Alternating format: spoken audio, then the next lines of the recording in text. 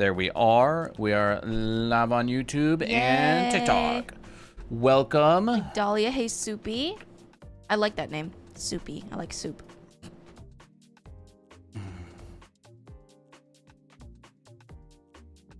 How's everyone's evening so far? Ooh, those are fun. Honestly, I'm really liking the submissions for the daily challenges in the Discord. They work really well. A lot of people are doing it really nicely. Some people even adding color and stuff. There we It's go. really I nice. updated. How is everybody doing? Lexi. Hey Lexi, hey Kay. Okay. Hey, Lexi, have I not seen you around as much lately? Hello, Fico, Dahlia, Soupy, Art of Enam, Shattuck Paradox. Hello. Fico Riggs is like, we got a couple people who are like here. If we are live, they are here. Yeah. And I love it. It's super fun. I've been popping in. Okay, Awesome. nice. Welcome. I feel like Lexi's either... Basically, she's almost always the first one here. Spring break just started for you. Okay, Awesome. That's awesome. That's fun. 2D right on time. Hell yeah. Yeah. Very nice. Hey, stuff maybe. Fox, thanks for sharing the live. Thank you. Probably to us. But that's good. Secretary? Right on time. Yeah. Spring break just ended for you. Oh. Oh my goodness. Rip. Let me follow along. No, I'm locking you out. No following. No, I'm kidding. Yes, you can absolutely follow along. Absolutely. Now what's going on? I'm getting all this Toby stuff coming in. Oh, Toby stuff, huh? Are you late? No, you're not late at all. In fact, you're very early. You're right on time. Am I late? You are later than Lexi and Fico and Dahlia and some others. How's everybody enjoying the daily so far? Anybody get started on the bi-weekly? I have not started mine yet. I really Anybody? want to do it, but we'll see how it goes. Hey, Silsey? Okay, Silici. Still making yours? You're Awesome. working on mine? Awesome. Well, I hope you'd still be working on it. It's only been like 2 days. Yeah. Bro, it already feels like 3 days more like it. Yeah, I DK what to do for the comic. I don't know, dude. I thought you were the one who had those awesome characters and you were so excited about telling everybody about them. You're like, oh my gosh, Irene and something or another, blah, blah, blah, This blah, blah. Yapping on about it, but with no story. Okay, so with the comic stuff, if it makes you feel any better, you're going to make more comics in the future, so you can always have more different ideas. Just make like your OG, like Psyche or something. Just make something like a little thing. I'll start in a few days. The pen is on the way. Awesome. You did the daily one, not so much the bi-weekly one. See, I really like having dailies because sometimes you just got like 20, 30 minutes and you don't know what to draw and you're like, I'll do the daily. Yeah, I'll do the daily, you know, art block crusher. Yeah. I have no plot. Well, you do Why now. am I not surprised? Helps with the art block? Absolutely it does. Did I miss something? Is everyone making comics? So Yeah, there's a bi-weekly challenge in our Discord server. Yep. And it is to make a 3 to 5 page comic featuring the like introduction story of your own original character. You can find it in the Discord, and it's down in it's down in Spring Training Arc in challenge announcements, and you have until next Friday Yeah. to do it. If it makes you feel any better, Fox, you can just like choose one option and then always just change it later. It's not like the official debut. Yeah, I mean, it's just a fun challenge, right? Yeah, like, absolutely. it's practice at the end of the day. Daily is good because muscle memory gains 7 times faster than a weekly. Nice. Yeah. Hi, Kiro. Hello. Gizmo, thank you for the heart me and the scent and the squirrel. Nice. Nice. Appreciate it. Gizmo ran into some coins. Yes. Coins lately. Does the comic have to be colored? Up You to have you. to put effort into the comic. It does not have to be colored though. Just put effort into it. Whether you want to do a color or not, it's up to you. Are the bi-weekly challenges always going to be comic focused? You will have to find out. Yeah. And I'll have to find out with you because we haven't decided. Right. No, I doubt they will. I think probably most of the time they will, but sometimes they won't. Anime tutorials. What's one art book you'd recommend? I'm an art book enthusiast. Well, what art books do you already have? Yeah. Yeah, that's a good question, actually. What books do you already have? It is good. We don't want to already, like, mention the ones that you already have. And you're So like, do you mean "Ah." like educational art books or art books that have pretty stuff in them? I bought the coin specifically for you guys. You're going to get a bunch of squirrels. Oh my The gosh. squirrels are funny. That is pretty funny. Thank you. What's the iPad model called? This is the iPad Pro 13-inch. It's great. A great size for just drawing and stuff. Yeah. And drawing Mickey, cute, because she's adorable. Just Colton's character. Yeah. And it's Procreate as well. Yes. On the iPad. Mm-hmm. What has everybody been up to this week? Anything fun going on?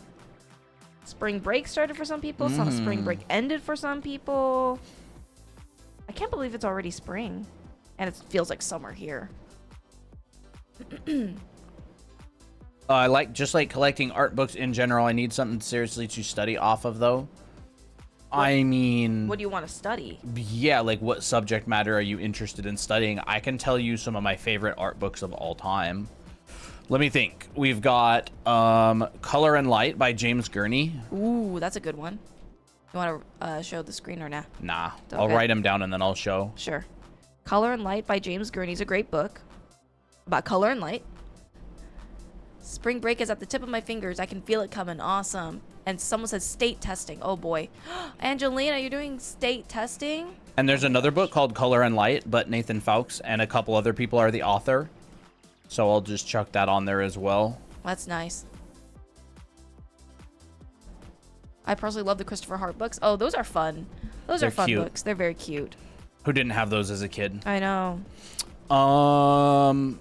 I mean, any Kim Jong-gi sketchbook collections are really inspiring, but they're not really educational books. Right. They're more like his sketchbook collections, you know. Michael Say our Hampton. books. Yeah, we have 2 books, by the way. Yes, we do. I'll show it real quick. These are our 2 books. How to draw manga. We cover the basics of how to draw manga, like bodies, clothes, anatomy, illustration making, and this one's about character design. This is volume 2.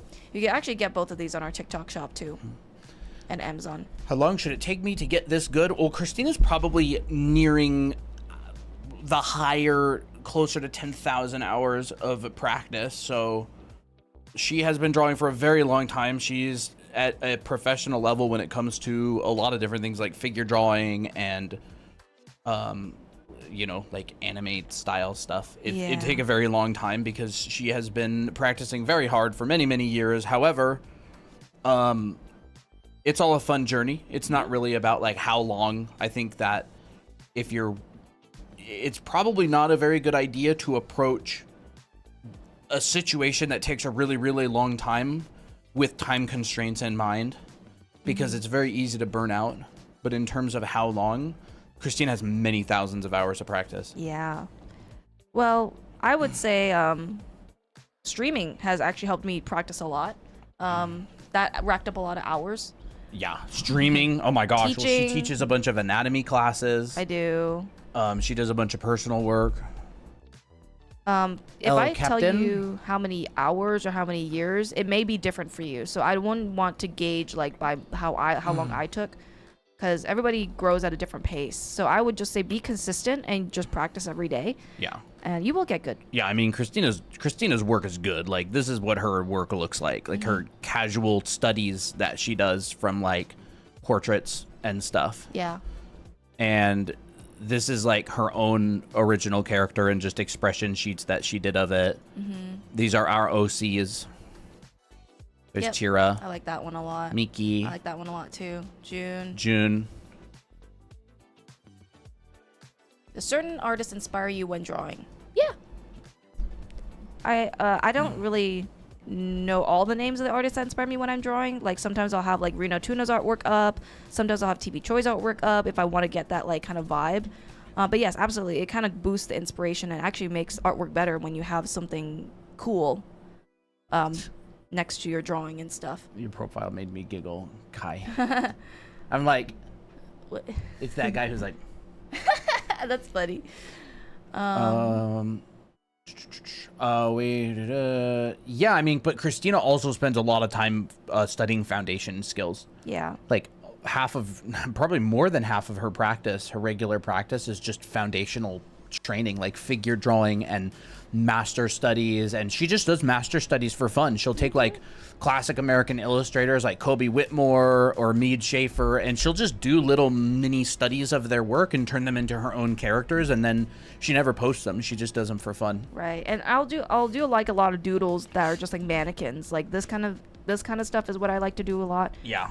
You know, something really simple, something that helps me to kind of figure out some pose stuff, but keep it low risk. You know, I don't have to make like high quality drawings every time I draw. I can just doodle and practice the final foundations that way. If you fall in love with drawing, you'll always have time to practice. Yeah. Like people always have time to do the things they love. So it's like whether it's scrolling TikTok or watching YouTube, their favorite Minecraft YouTuber, like people find the time to do the things they really, really like.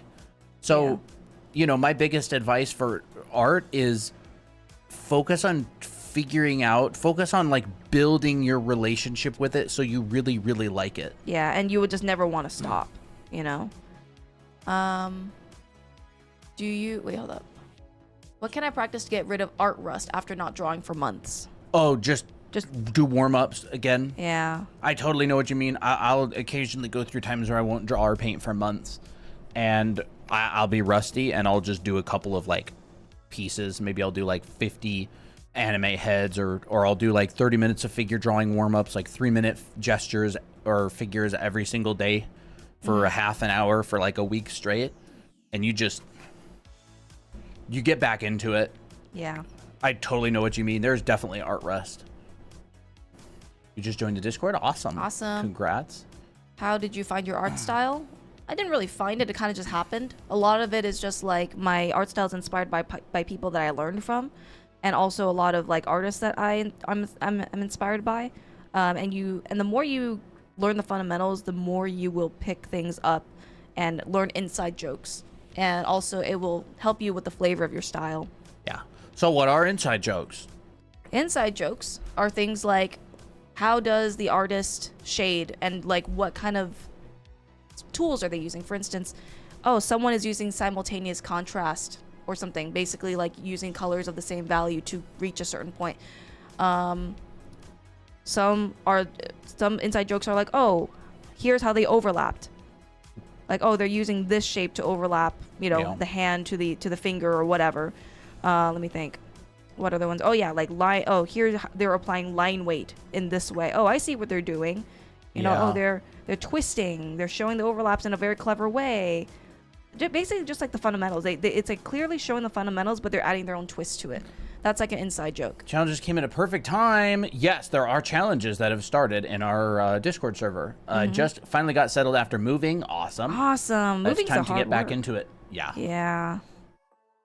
What would you say? What would you consider as inside jokes? I mean, inside jokes they're like jokes that you have to understand the context behind. Yeah. So beginners will see a professional artist doing something that looks pretty good, and they won't like understand why it works. It'll just kind of look like magic. But when you learn foundation and you learn certain principles, you understand why they work. And so it's kind of like inside jokes. Like in a way, that was Ognian Sporin who related them to inside jokes. He's phenomenal, like a phenomenal artist. Ognen.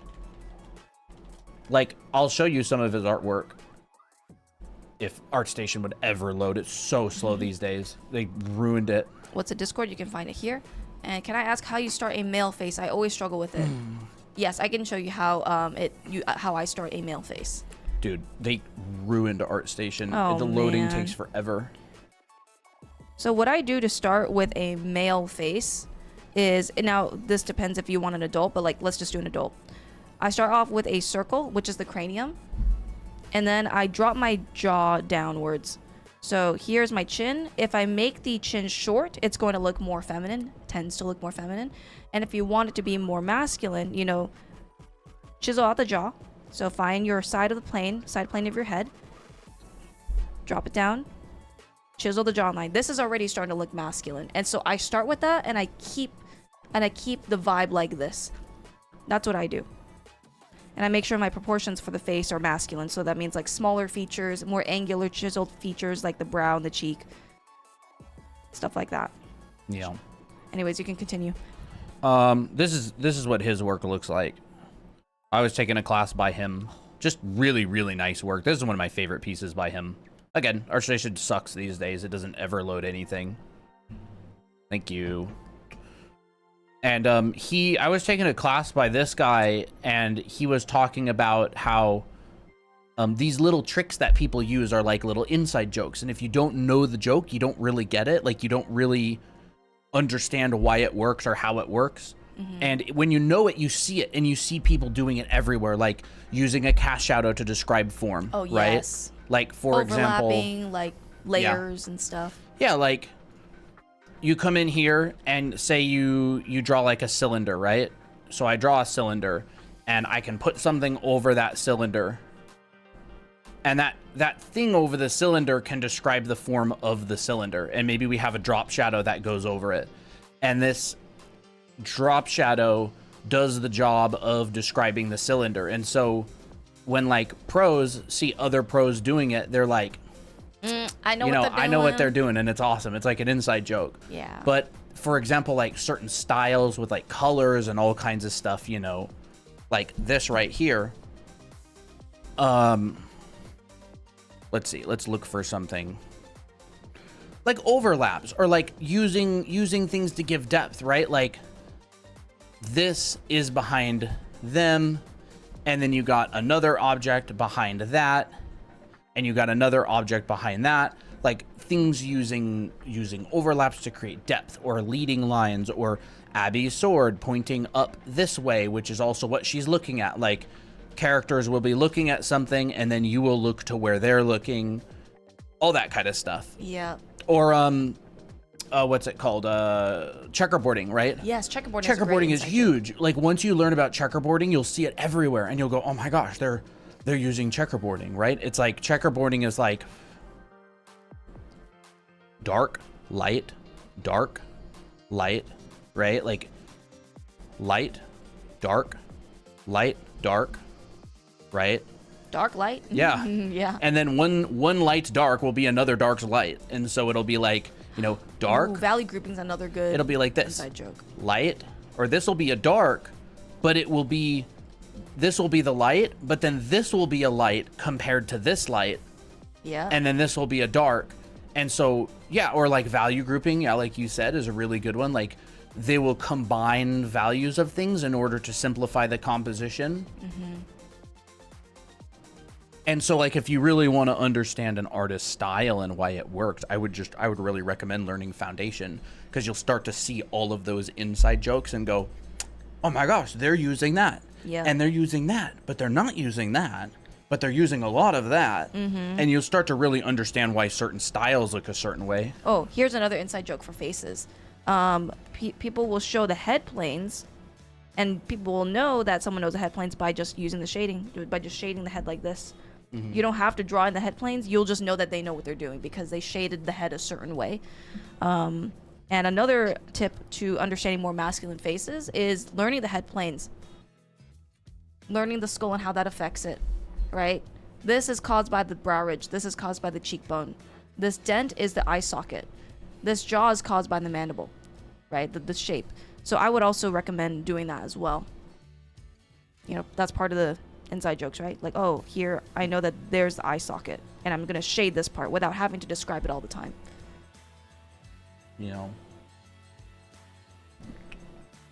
Oh, happy Tuesday.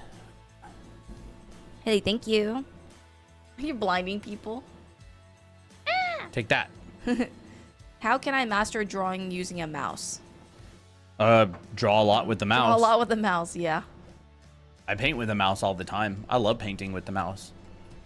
You can get this brush for free here on our website. Let's see here. Would you mind showing a slightly more mature / semi-real anime style face? Yeah, I could do that. That's one. That is one. Exactly, that is one. If you want to draw like a female version, I would just say like, what I do to get a more semi-realistic style is I draw a lot of realistic portraits, and I also draw a lot of anime. And then with knowledge of both, I can then decide how realistic or how stylized do I want something to look, right? I would say a great example of like semi-realistic kind of anime style is like 80s anime. 80s anime, you'll surprisingly see a lot of like influence of real life. Their proportions are pretty good in terms of like realism, right? Their eyes are much smaller. Maybe the way they shade or the way they interpret the skull or the head planes is more realistic, but it's still stylized to the point where it's not like completely real. So like for me here, I'm describing more of realistic proportions by making the eyes smaller on the face, by maybe showing more lip. Like rather than just simplifying the lip like this with just lines, I'm adding more realism. And then I'm choosing, do I want to simplify the rest of the face?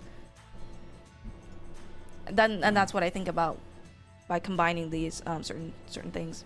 And technically, anime is kind of like semi-realism because you are basing things from reality.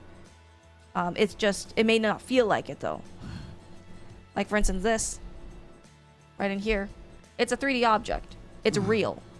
But you can see that the influence between this and this is actually very similar because the nose is a nose, right? It's still placed on the lower half of the face. Eyes are still placed in the center of the face. With this, it's just bigger, right? You know, there's still like the way you shade it, you know, you can say you want it to make it more realistic as well. Or you want to make it longer, more adult-like, you know, then you use this. Use more of this. Just kind of gyrating it. But yeah. How do you combat same face syndrome? I would definitely practice shape and form language a lot. Learn about shape language like circle, square, triangle. Character artists spend a lot of time messing with this kind of stuff. Like you learn the basic features and then you kind of mix up and mess with the proportions, right? Yeah. There's a lot of different kinds of noses. There's a lot of different kinds of face and head shapes. There's a lot of different feature placement. I think what a great character artist is people who worked on like Into the Spider-Verse. They stylize the faces really well by like, you know, drawing like really big noses and just really understanding what shape they're using. Oh, I've seen like heads where they're more like diamond shaped like this. And it works perfectly, you know, and then they just add in the rest of the features like the brow ridge, the nose, and they make the nose like this particular shape and it's very clear. You know, maybe they make the lips thicker. But it feels natural because they have that foundation and they're choosing what to do with these shapes. Yeah. Right? You still got ears. You got a nose, eyes, and mouth. Like, what more can you ask for a human being, right? Or humanoid character. They're just changing the size. You know, maybe I'll add my cheekbone right in here, and then, you know, you can add in extra hair. I don't know. Yeah, you learn the planes of the head, and then you can change the shapes slightly, and you can change the size and proportions of them as well. Like, you can see that, like, this line that Christina drew right here, this is the sides of the head. That's this. Exactly. Right? This. Under the lip. Yep. Cheekbone. Cheekbone. Like, she's like messing with the silhouette and proportions, but it's the same features. They're the same thing. Do you always do measurements of the face whenever you draw? Yeah, quick ones sometimes. It's like there's measurements and then there's just marking out like the proportions of your design, because not every face will have the same measurements. Like that face has totally different measurements than this face. Yeah. You know what I mean? Like, so it's like it's not always the same, but it's similar. There's the same parts in different places or the same pieces in different places. It's like a remix. Yeah. It's a remix. It's like every head is a remix of the same parts. That's fun. Strict ballerina character. You know? What makes her look strict? Sharp, pointy nose, but there's still grace, right? Serious expression. Very graceful figure. You can make an argument for it. Like, she's a strict ballerina teacher. That's the character that I'm going with. Yeah. This guy could be a boxer. Or could be like some kind of military dude. So it's almost like Yeah. body language, you know? That's cool. Where you get that anime head model, they are on our TikTok shop. We make them. Here's the 2 head models, Anime Academy. You can order them on TikTok shop, and they will get delivered to you. We manufacture them in our house, and we built them for ourselves because they're so stinking useful. Yeah. And they're also heavy. They're good for lighting as well. Yeah. So like, here's different examples of how you can light them to find your shadow shapes. Yes, finding shadow Like shapes is so this. important. Like this. And we're actually going to do some studies later this stream. Yep. It's perfect. It is. It's perfect. So if you want to draw something like, where's that, Abby? I know it's somewhere close. Here it is. Found it. Like this kind of stuff. You can get the shadow shapes for it. In fact, I looked it up. I mean, not looked it up. I placed my model and placed a phone, an iPhone flashlight on it, and it was the exact shapes. It's kind of like this. Yeah, it is. Kinda like this one exactly. here. That's the one. That's I have the to like image. How do I I flip don't this know if you horizontal? Images. I don't know. Whatever. That's basically the lighting angle there. It's so useful. Never guess at drawing and on shading heads ever again. Yeah. Are the figures available here in the Philippines? No, TikTok shop is only available in the country that the seller is selling them. So ours are available in the States. If we get them up online, like somewhere else that does international shipping, then maybe eventually. But right now, they're only on TikTok shop, and they're only they only ship to the States. We just got them up like less than a month ago. Yeah. You know, Queen Healing from Osama ranking. Oh, the king, Ranking of Kings and Pearl from Steven Universe show you how you can have characters with long noses look graceful. Oh my gosh, yeah. You know, actually, I was Ranking studying. of King is one of our favorites. Absolutely, I was studying actually Queen Healing's face, and it's literally just a woman's face with just a long nose. That's all. That's all they did. And look, it looks exactly like her. It's fun. And she has like these kind of sharper eyes like this. Dude, I loved that animation. I love that anime. It's so good. I would say that would be a very good first anime to watch. Oh my gosh, yeah. Dude, Ranking of Kings was what, like, we found it and it was just like this random, unexpected 10 out of 10 anime. Like, Gold. where did this come from, bro? This is one of the best shows I've ever watched. It literally is. Like, what? Guys, where did Ranking of Kings come from? Why is it so underrated? Like, I never see anybody talk about it in anime lists. It's literally a 10 out of 10. Yeah, literally. Where the anime like underrated shows lists at? I know. They're always showing the isekai animes that are just like kind of trash, but you know. Someone's asking how to draw dynamic figures, dynamic poses. I mean, I could cover that a little bit. I'll watch Ranking of Kings. It's Yes, so good. It is so good. Phenomenal. You will not be disappointed at all. It's one of my favorite shows of all time. Immediately, I got addicted to it. I binged it with Christina. Yeah. Now, I'm not exactly sure what kind of dynamic poses you're looking for, but what I look for is the twist in the torso. Is the torso going this way? Where is the pelvis going? And if there's movement, there's going to be something that's dynamic because you have like this natural flow of the pose. So like if I want to draw someone jumping, I look for its main gesture, and it could be something like this. And all I have to do is place my components of the body onto this gesture. So here is my ribcage, here's my pelvis, maybe my head will be placed here. And I'm thinking of this in very simple, basic form so that I don't get lost. Oh, that's cute. Oh my gosh, what is this? That is adorable looking. It's Soupy's work. Soupy, you have such cute artwork. Yeah, it's really nice. Oh my goodness, that's so cute. Can you please draw characters in your style? Someday. Yeah, that's really nice nice I would stuff. love to see that. Oh my gosh, it's so good. So good. They posted their work in the Discord. I just happened to look at the art share. It's very cute. I really like it. And I think like with dynamic poses, it's flexible, right? You can really move your limbs anywhere to make it dynamic because the purpose of it is movement, right? So I can have my leg here. Here's a cylinder. Here's a cylinder. Does it get good first episode boring? Says the one who's obsessed with Freeran. Like, Oh, it's funny. A slow anime that she's like, it's not boring. It gets good later. It's not boring. Just wait till episode 27, dude. Then it gets really good. Yeah. no, I liked Free Run. Don't get me yeah, wrong. I Free really Run. liked it. it. Was just slow for me, but it was good. It's By just the way, an ironic question to ask. for when the first episode was born. We do have a sale on our Anime Art School right now. Yes. This is our online program where we teach you the fundamentals of art, how to draw poses, how to draw people, how to draw heads like this. Yes. How to make awesome images like what Colton was showing before. With Yeah, environments and literally all characters. of the questions that you'll ask, we actually cover them in our foundation school online. It's a big self-paced program. Mm-hmm. You'll learn how to like do everything to make this. This isn't in the school, but there's stuff like this in the school. Yeah. And I go through everything step by step: composition, still lifes, painting, lighting, colored lighting, bounce light, warm and cool design. Christina has a figure drawing class, costume drawing class. It's really, really big, but it is on sale because of the spring sale. Yep. So, you know, take a screenshot of that if you're interested in learning the fundamentals. Otherwise, we'll get back to our dynamic figure stuff. Yeah. I'll give Ranking of Kings another shot.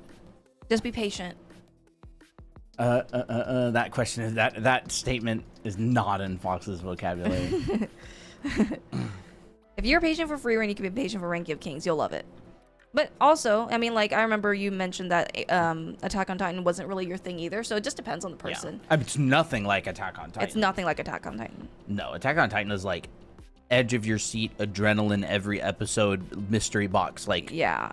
type like anime. Mystery, yeah. Ranking of Kings is like, Adventure, like Yeah. emotional growth, yeah, oh my gosh, it is so conspiracy. good. Yeah. It's really good. So like here's like a dynamic pose, right? This can be considered dynamic because there's the leg from the tip of the fingers to the bottom of the toes has this really nice arch. There's something going on. There's foreshortening happening, which is like this leg is going towards us, this leg is going away from us, right? And so that's what I would do. I would break it down like that, and then you can generally get like a general vibe of dynamic poses. You know, I think dancing poses are great to study from. Running poses, anything that's in motion. If you start going like this looks static. You can add a bit more curves. That's another solution. So like, you can make a gesture immediately look good by adding curves like this. But do you have 2 lives up? Yes, we have 192 people watching on TikTok. And for TikTok, we have 68. Ooh, so close to the funny number people watching on YouTube. Yeah. Which funny number, chat? I also think that dynamic poses tend to look stiff when you're thinking too hard about structure, and you know, just do a lot of gesture drawing as well. Our brush is for free on our profile. This is where you can get it. Take a screenshot. Yeah, and honestly, you know what I would do for gestures is stickmen. Like more complex stickmen, right? Anyone can draw a circle and a line. I mean, in fact, even like even stickmen animations look really dynamic because of the way they just use this simple figure and just, hey, I'm gonna add gesture. Yep. Subaru. Yeah, exactly. Oh, I'm gonna add gesture, right? This is gesture. It's something's happening. And that's what I would really recommend. I find the comics challenge daunting. May I ask, what is everyone else's approach and what are y'all focusing on? Storytelling, characters, presentations, or scenes? Totally up to you. It's totally up It's to pretty you. open. Like, we want to be able to give you the freedom to decide what you want to do.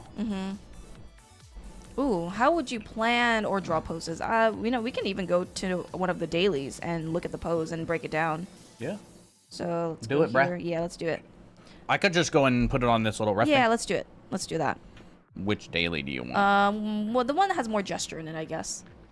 It don't matter. This which one or Sure, the we first could, one? We could just do That one or yeah, this one? We could do that one. This one? Yeah, that one's pretty good.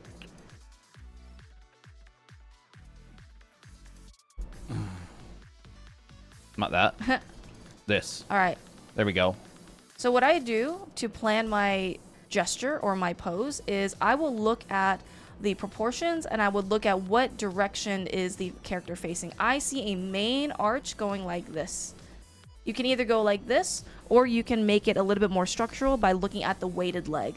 So I will plant in a general curve for this particular pose, and then I will add in my proportions. So for me, I know that halfway of this curve is my pelvis.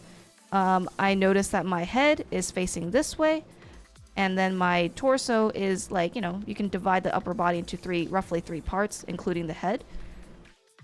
I'm going a little bit faster because, you know, this is like, you know, gesture and stuff, but I will immediately start adding in my components like my torso, my leg, and then I can even add in another line for my second leg. This is like what's this leg called again? It don't matter. It doesn't matter. We'll remember it later. Yeah, we'll remember later. So here's the weighted leg. Here's like the accent leg that, you know, distributes the rest of the weight. And so I already have everything planned. My structure is planned. And now I look at my arms. I'm thinking, okay, my elbow is going to be around my elbow. Around my elbow. Sorry. My elbow is going to be around my rib cage. I know exactly what you meant. So I'm going to place that around my shoulder, around here, and then my hand is on the waist. So I know where my waist is, I know where my hips are, so I'm going to place that roughly here. And once again, keep it simple. No need to overcomplicate it at this point. Here's my other arm. Here's my other hand. So now we have something that is really nice and flowy, and you keep this. What you do next is now you start adding more structure, right? So what I do next is I erase most of this because I'm keeping this as a base. But what I don't do is I start making extremely straight lines and going outlining. I don't do this because this stiffens things. What I do instead is I add a bit more perspective. I can turn this into a tube. So this, all you have to do to turn this into a tube is add a form line. You want to make your drawing bigger? Yeah, I should make it bigger. I just know you're going to get a tiny little brush size. Okay. Let me go in and cut this out. There we go. There we go. If you want to go into like anatomy and stuff, you'll probably want more resolution later. Yeah. That's very true. So, simple form, simple gesture. Now you add form lines. You turn everything into tubes. The more curves you add, the more gesture it'll look. So here, this is me showing the location of the rib cage. Ketsu. It's facing up a little bit. Ketsu! That's been a while. Yeah. How are you doing?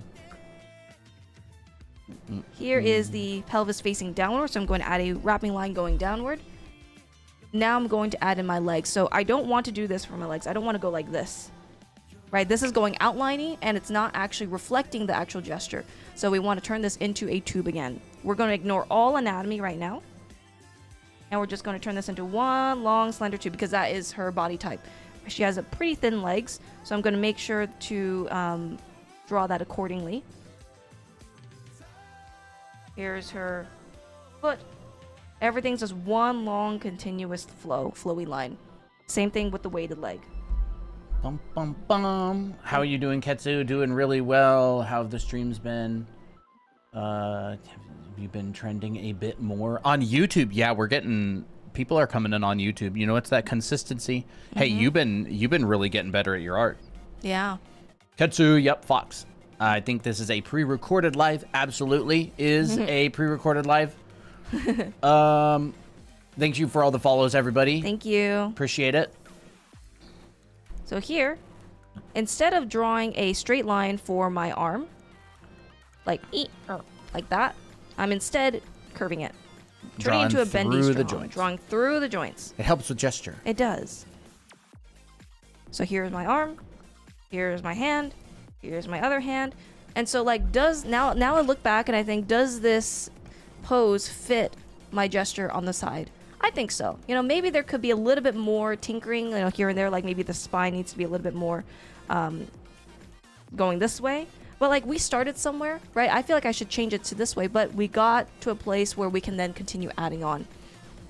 Yeah. Ketsu, can you, I've been meaning to ask you, can you send me some of your latest, most finished works? I want to collect more testimonial work, and you've improved so much. You're going into class 3 soon. Yeah. I want some before and after because you still working hard and going through the classes and stuff. Oh my gosh, guys, you gotta see Ketsu's improvement. It's wild. Like, send me your latest and greatest. Let me find some So notice that when I drew my initial gesture, I still kept the same vibe. This is where people will start breaking the gesture and they'll start getting too stiff, and that is when the pose just doesn't look dynamic anymore. So I'm really just trying to keep this a first generation drawing. And now I added more structure. So anyways, you can show Ketsu's progress. have it. Oh, okay. I asked him to send it to me. Oh, okay. Yeah, we'll show the progress when he sends the images.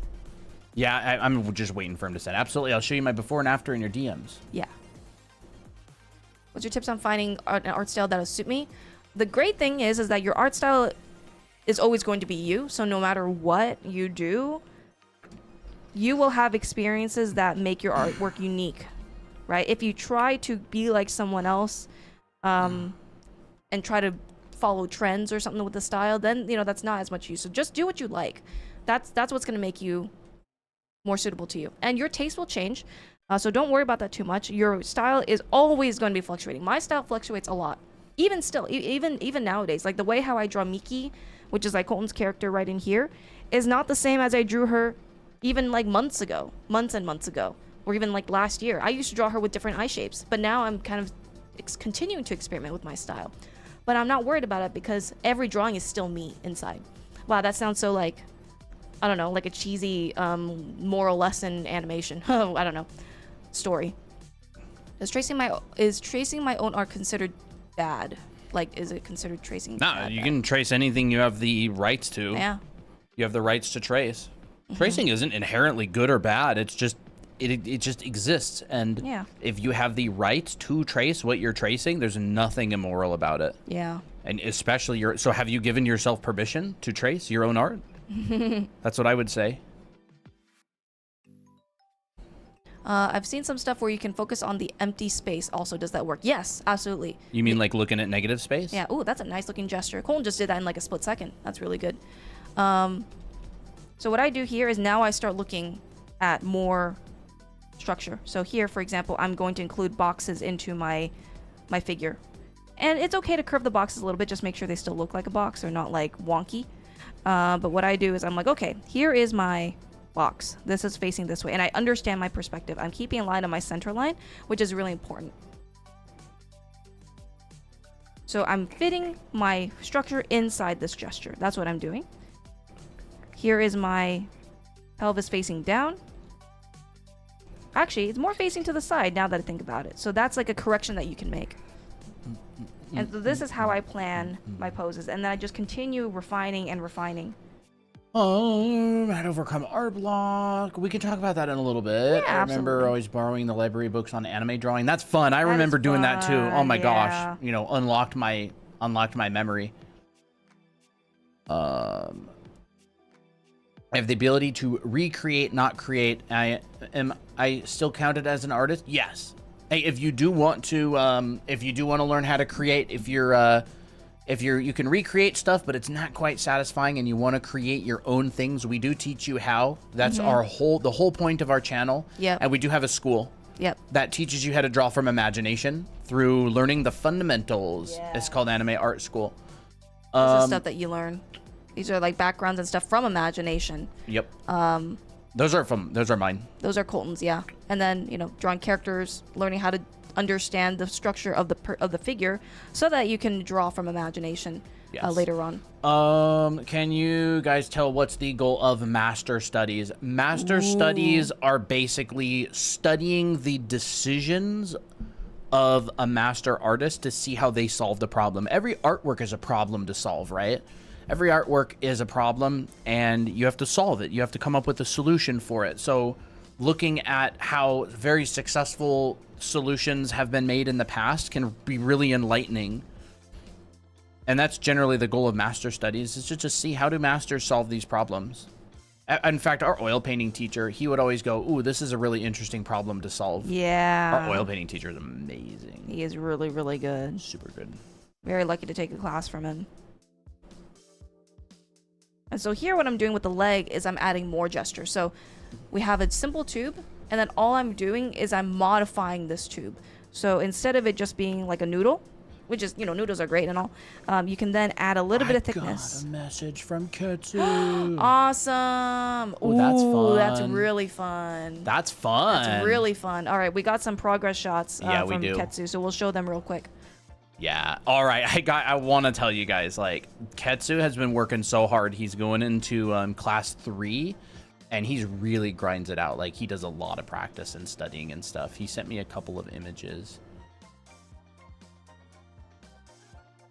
So basically, this is what he was drawing before. This is his before shot. Yeah. Oh, I can turn this thing off, right? Here's his before work, and these are some of the ones that he's done lately. This. Oh, from Imagination, by the way. This is his own design. And this is another one. I didn't see this one yet, Ketsu. This is nice. This is sick. He's done a lot of good studies, like anatomy studies, just value studies. Awesome work. He's been working really, really hard, going through the anime art school classes, doing tons of studying, tons of practice, figure drawings and everything. Just super, super huge progress, dude. Really, really nice work. We're always bragging about you. I know. Constantly really bragging awesome. about it. Show some of the studies as well when you can. Ketsu, Yeah. those are really, really Send good. me some of your figure studies that you did and lighting studies. Is that from the school? Is that from the school? He's going through our school. These aren't assignments in the school, right? Like, he's not doing these assignments for our school. We do have assignments later on, but he's not there yet. Yeah. But this is his own personal work from what he's done from the school. Using what he learned, Using what he learned from the school. So yes, by the way, he's gone through the figure drawing class. He's gone through what else? The head, faces, and expressions, right? Yeah. So you do some like illustrations and a lot of different expression sheets and stuff like that. And man, that figure drawing class. Ketsu, are you done with the figure drawing class? I remember seeing it from his from the homework channels. Yes, I have some from my university and from Draw Anime Academy. Awesome. Awesome. Did you finish the figure drawing class yet? How much is the school? So with the it's originally $497, but with the 20% off, it is $397. Yeah. Yes, you did finish. Awesome. What did you think of it? Did you like it? Yeah, it's like a year-long program. It's broken into 3 terms.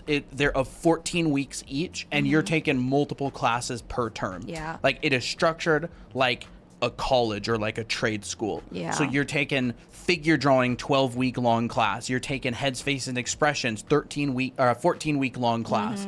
In term 2, you take like costume drawing. You learn the 5 value system. You learn all that kind of stuff. So this is literally built like a self-paced college, basically. It's a really, really good supplement for if you are in art school and you feel like you want more education, or if you're just self-teaching and learning and you want to be able to draw from imagination. Yeah. Classes just for anime or for some realism? It's both. Both, yeah. It's like both. the figure drawing class is a figure drawing class. Yeah, it's realistic. Yeah. This is realistic with some like stylized stuff, but it's all real. My Yeah. clothing class is like realistic. Yeah. Well, the foundations are real. Like, clothing is real. Objects are real. Human bodies are real. And then they're stylized for anime. They are online and they are pre-recorded. Breaks up the form and shadows and how to express the form and expression. Helps a ton. Awesome. So he's talking about your figure drawing class. Yep. Just bought your anime head models. Nice. I'm going to ask, I'm also trying to find some models on just the primitives like cubes and cylinders. If you guys make models of those, I wouldn't mind purchasing those. Interesting. So just like primitive forms form like sets. Sphere, cube, cylinder. I mean, you could probably find some primitive forms just on like Amazon, like toys or something. Yeah. But we could look into doing something like that. So should we use reference? Yes. Oh yeah. Absolutely use reference, because what are you going to draw from? Like, how are you going to how are you going to ground your artwork, right? Yeah. You definitely want to learn reference or use reference. And you guys said that you can keep it forever, right? Yeah. Yes. It's a forever class. Yep. It's lifetime. And you go through it at your own pace. Oh, dude, I haven't warmed up at all today. So another thing that I like to do is I will make an initial drawing. So this is generally how I plan my pieces or my poses before I then like start to add a bit more anatomical structure. But most of the time, my figures will just look like this.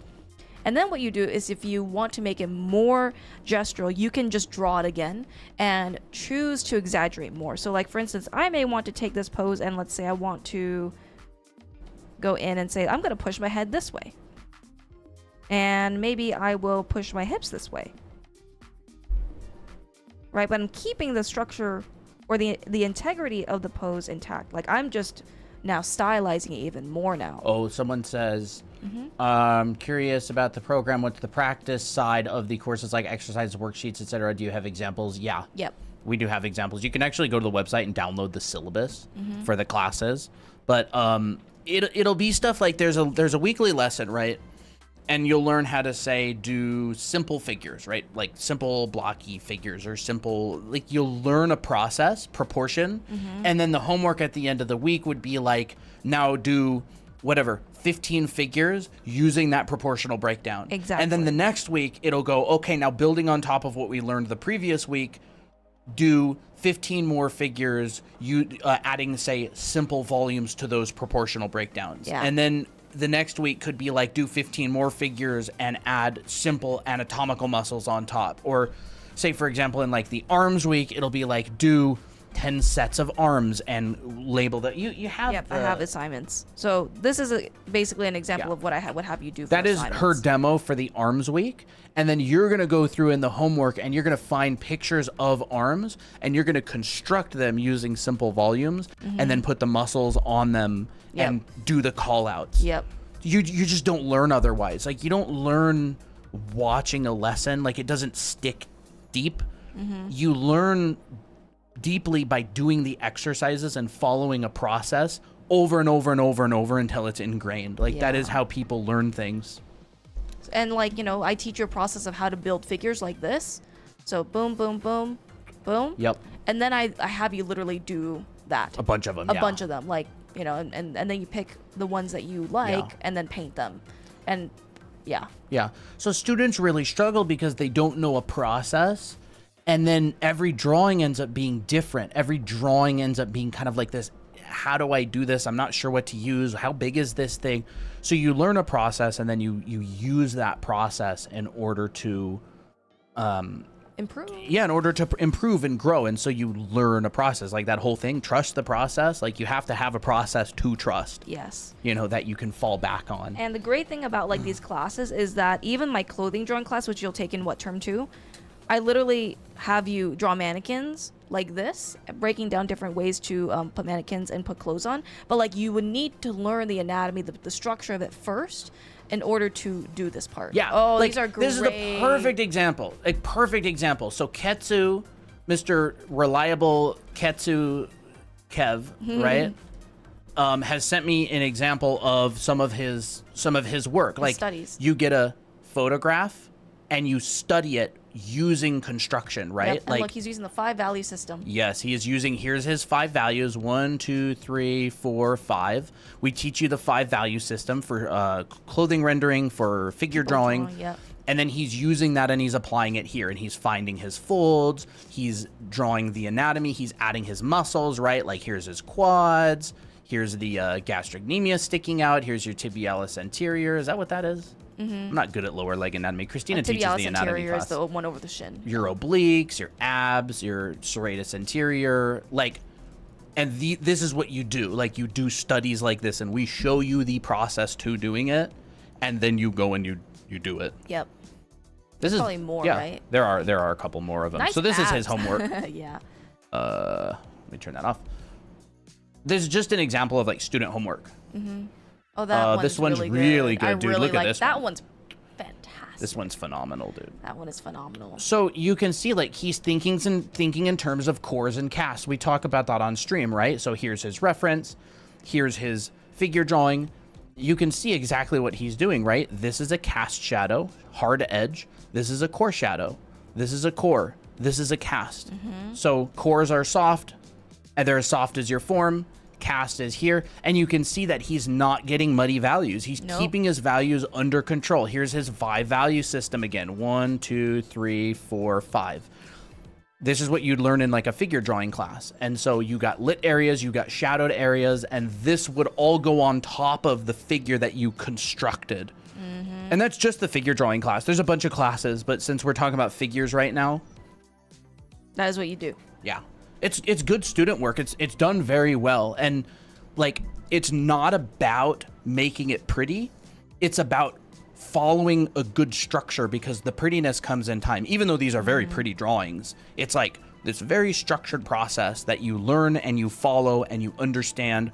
Oh, okay, I'm going to simplify my all of my values into 5 value systems. So Yeah. you have your lights and your darks. That's exactly what Christine and I were talking about when I was doing like these demos recently on stream, like this demo and that demo.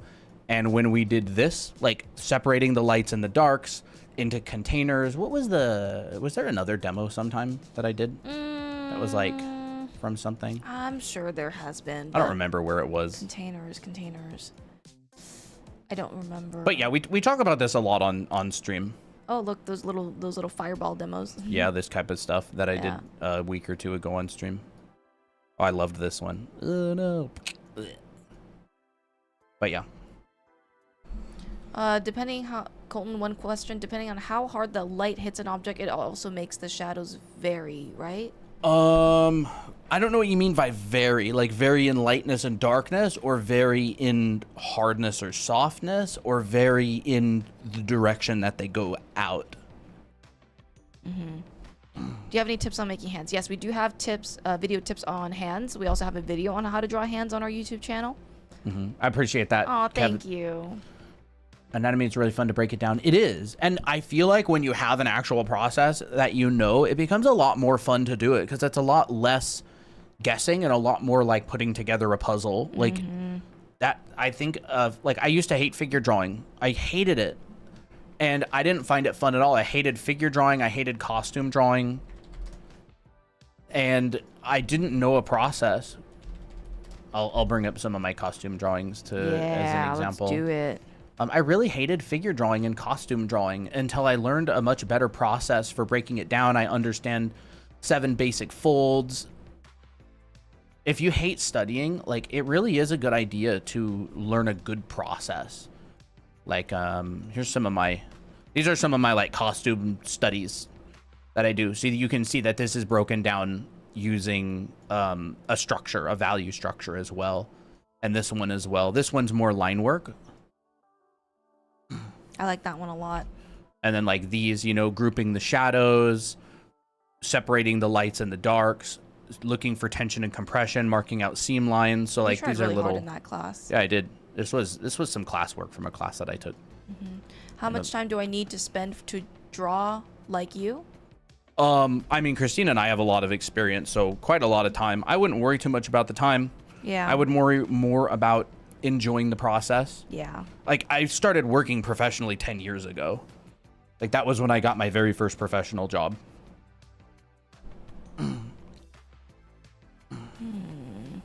You can't find any good ones? Interesting. You know, we could potentially look into something like that. The thing with 3D printing is that it takes a really long time. So if we want nice big primitives, there would probably be a much better way to get those primitives built. Yeah. Like it's almost like a little mini still life set. That'd be kind of cute, honestly. I'm trying to be a proper animator, and right now I'm struggling to draw a very convincing smoke or dust cloud. I would say look at current animations that have dust and explosions and smoke, because a lot of that is like design. It's not just like a puff like this, right? They're looking at the gesture of the clouds. So like some clouds or some smoke can look like this, but even with like smoke, there's gesture. They're simple and complex. It's like, it's design, right? Yeah. Like, look how good that little dust cloud that Christina just drew is. It's got really good mix of asymmetry, gesture, big, medium, small. Yeah, big, medium, and small. Like, you know, some little tufts here and there. You know, maybe some dust speckles. And it's not just softness. I mean, this can definitely be like smoke, but you got to design the smoke. You got to design the clouds. You got to design those things. Yeah. Okay, a couple questions. Tips to make a college art portfolio for me. What are you applying for? What do you want to get? What do you want to get into college for? Because I mean, an animation portfolio is going to be so different than a concept portfolio. It's going to be different than like a general university portfolio. You guys Illustration. always say, illustration, nice. You guys always say to fill a sketchbook. What do you think the equivalent is for a digital artist? Fill a canvas. Fill a canvas. Fill a canvas just like this. That's a sketchbook page. That's a sketchbook Or page. like a exactly. large sketchbook page. Yeah, exactly. So, you know, maybe do 80 of those pages filled or something. Or maybe one page can kind of be like 2 sketchbook pages. Yeah. Illustration. For college. for college. College and me, Don't mix. we don't really mix very well. I dropped out after 2 terms, less than 2 terms, a term and a half. When I actually went to college, I went to a trade school and I completed the whole thing. And I got hired after I graduated from the trade school. But when I went to art center, I left quickly. It was good. I just didn't want to stop working. Like, I was having job offers coming in and I was doing schoolwork, and I had to take this creative writing class and I wasn't drawing at all in it. And I was just like, I want to learn on the job. And then I got my first AAA gig over like the summer when I wasn't in term. And I had this amazing art directors. I worked on Outriders over the summer when I was in between terms, and I was like, there's no way I'm gonna go back to school when like I'm getting paid to learn this much stuff. So that's why I dropped out. Our YouTube channel is Draw Anime Academy. Yeah, I pronounced your name right. I did see that. That's awesome. Was it Kai? Kai? Is that it? Now I forget how I said it. Don't all these schools have a different portfolio requirements? Yeah. A lot of them will. A lot of them will. Like, carefully read through the portfolio requirements, like, for sure. Yeah. They tell you what they're looking for. Yeah, so that's part of the help for college portfolio. Like, I mean, in the end, just do your best. Look at the requirements for your college. What do they require you for an illustration? Like, maybe it could just be like, oh, create this many illustrations for this topic. It could be something like that. Yeah. Is there anything guys as good as you at art still want to improve on? I wouldn't say that. Like, I don't feel very good at all when I look at my favorite artists. Yeah, same. I have a lot to learn. Like, I don't think there's any skill that I don't feel like I need to improve on. Like, you're always striving to get better, like, no matter what. Yeah. Because, like, as you get better, you have more solutions. You'll be able to solve problems, but you'll go, man, I could have solved that better. You go like, I'll draw this figure and say I'm looking for, I don't know, like this one, for example, right? Like, I did this little study and I really, really was trying hard to like break this down and make an interesting shape here and make an interesting shape there. And like, here's the cast shadow from his shirt draping onto his pants. Making that into an interesting shape. And everywhere I'm just like, I think I could have solved that a little bit better. Like this, for example, the shape of his shirt coming down, right? This is coming over the form. And boop, boop, boop, boop. And so I look at this shape and I'm just like, could I have designed that shape in a more interesting way? Like, what could I have done a little bit better there? It's like a puzzle, right? It's like, I think about that kind of stuff, and that's really what I'm striving towards is like, could I have showed the form of his arm better? Like, maybe if I had used like a little bit of like hatching here or something, like maybe that could have been better. Yeah, like how can I show what I'm trying to show more effectively? Ooh, and you know what I also do in combination to this? I will kind of treat it also like a style study. I'll like take a Reno Tuna art, for example. I'll be like, how did he solve this kind of problem? How did he simplify those? And so it will double as a style study and a realistic study. And I find that helps me too. Yeah. I really focus a lot on designing my shapes and grouping my values. Like, that's one of my biggest things, is I'm constantly trying to like, how could I have done this better? How could I have done that better? Like, for me, this was a very difficult thing. This was very difficult right here for me because it's like a really soft jacket and I don't feel like I really captured this material as well as I could have. The layering, I think, is okay. I think layering looks fantastic. Right? We got our cast shadows that are describing our form here.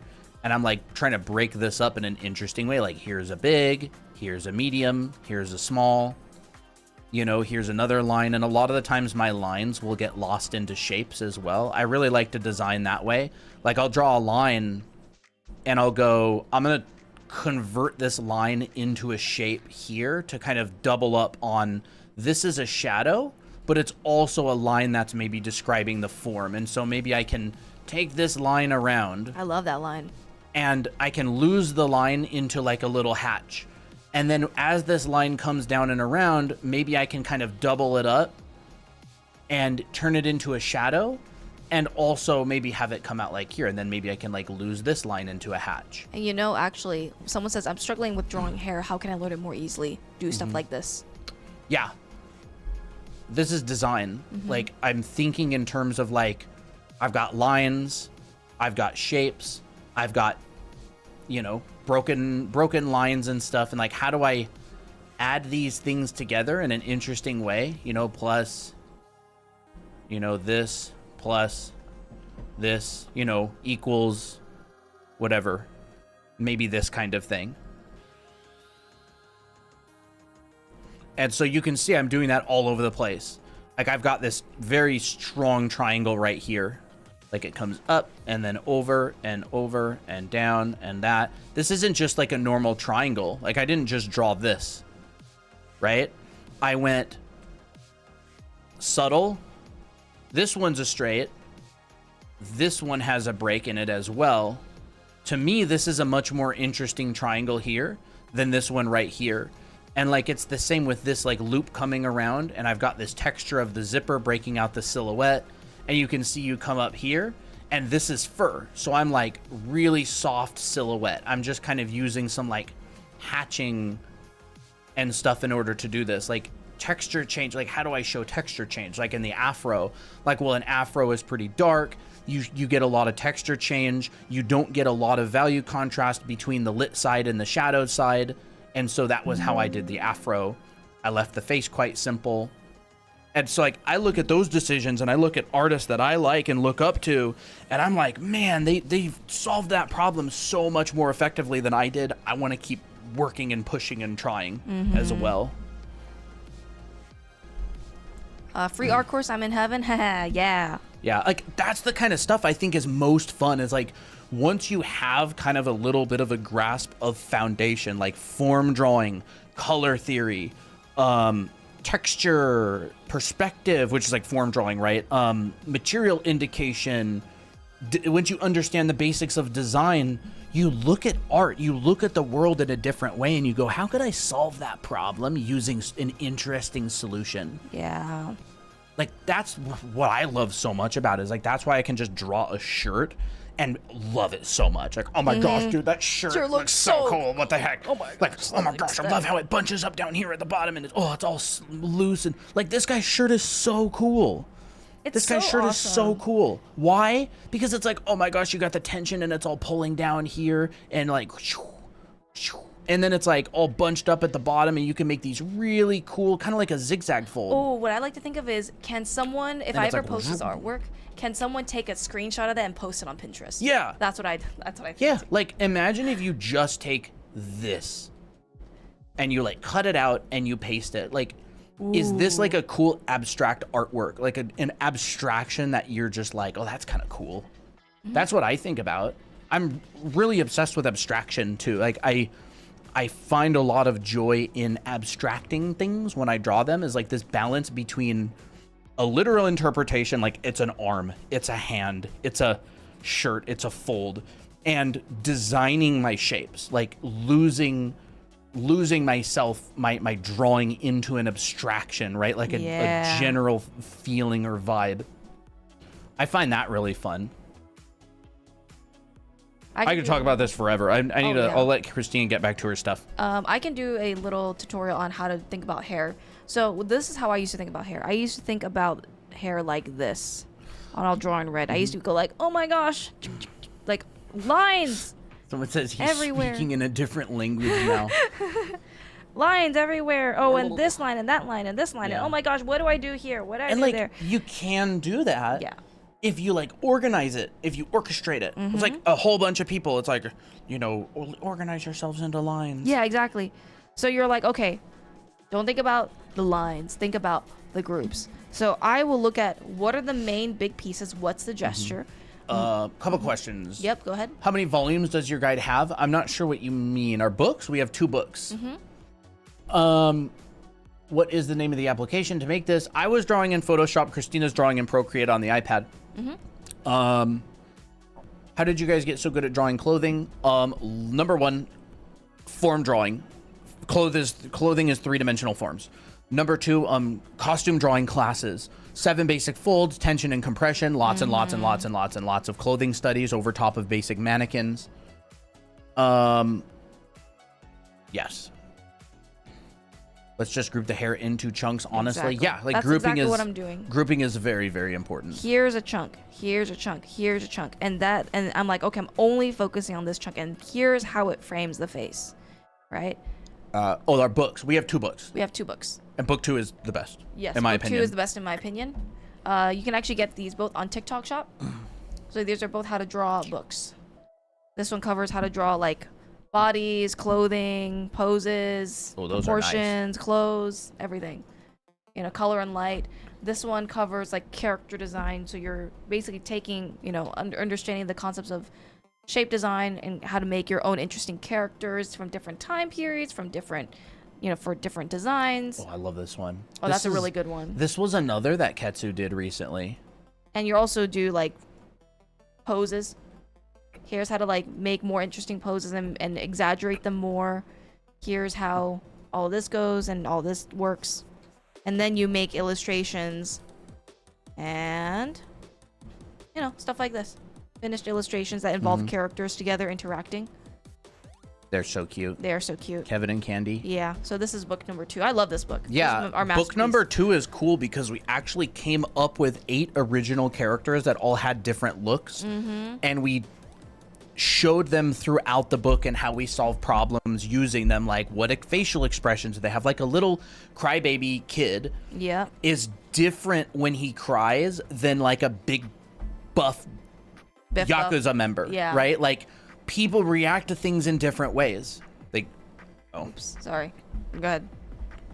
So we made expression sheets for each character, and as they react to the world, they have different expressions. Like she's a sassy femme Boss fatale, or mommy. not? No, she's more like boss lady, sassy boss lady. That's seductive. That's seductive, yeah. Yeah. And then there's Faye, and she's like femme fatale, not cool-headed assassin. And like, how does she react to situations? How does the Yakuza member Victor? This is going weird. Yep. There.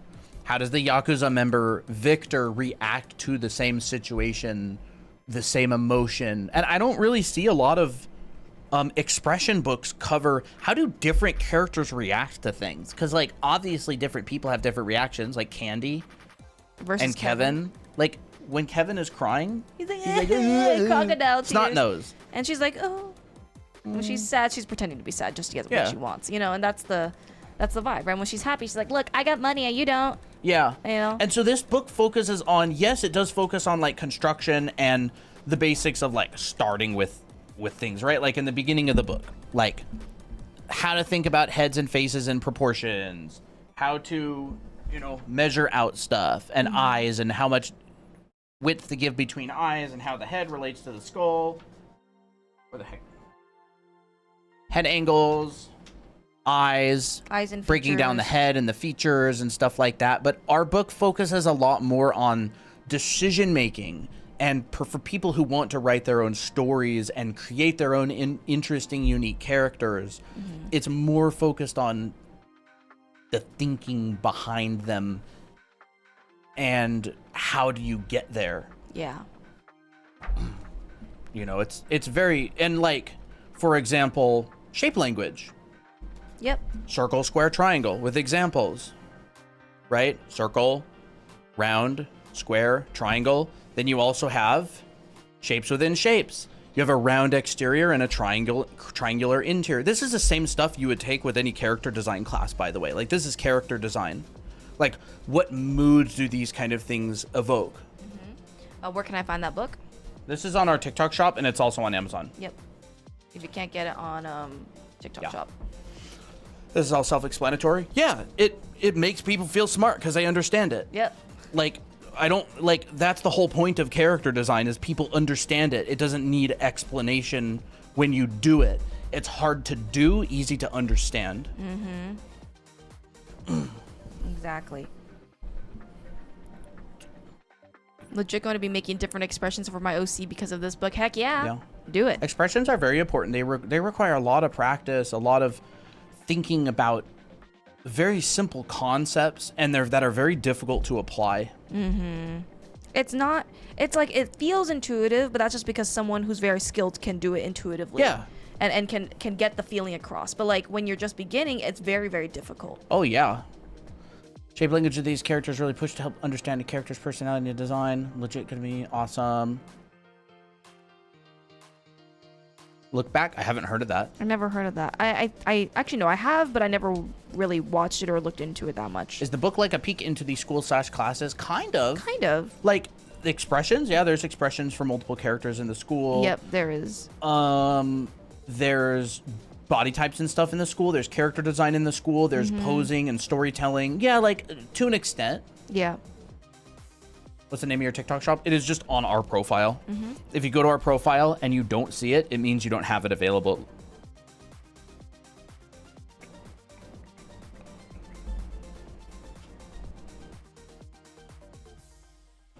I like to think of hair like a flower.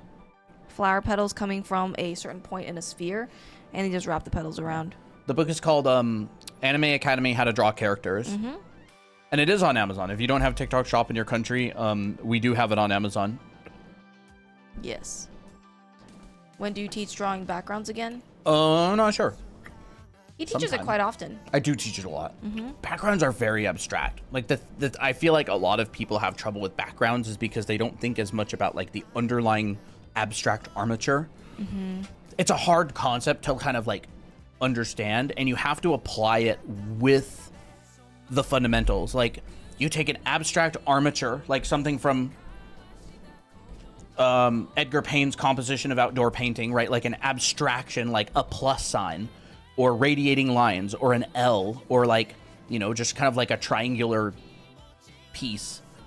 Like these are all like simple abstractions, right? 3 dots, this thing, whatever that is. But like you can see that they use the abstraction as the foundation for the composition, right? Like a couple of bushes, a bush, a road, a group of trees, another bush in the distance.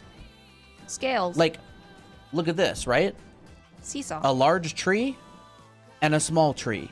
Like, environments and backgrounds usually have this really simple structural composition that everything sits on top of.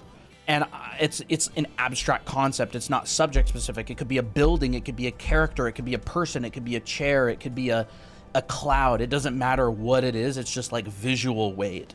Yeah. And then you have to apply that to the objects and the things. Like if it's a cloud, you have to be able to draw the cloud in perspective. If it's a building, you have to be able to draw the building in perspective. It's a character, you have to be able to draw the character. Like that's the number one tip that I have for backgrounds as a background artist. I worked as a background artist for a long time, and I did a lot of backgrounds for a lot of different projects.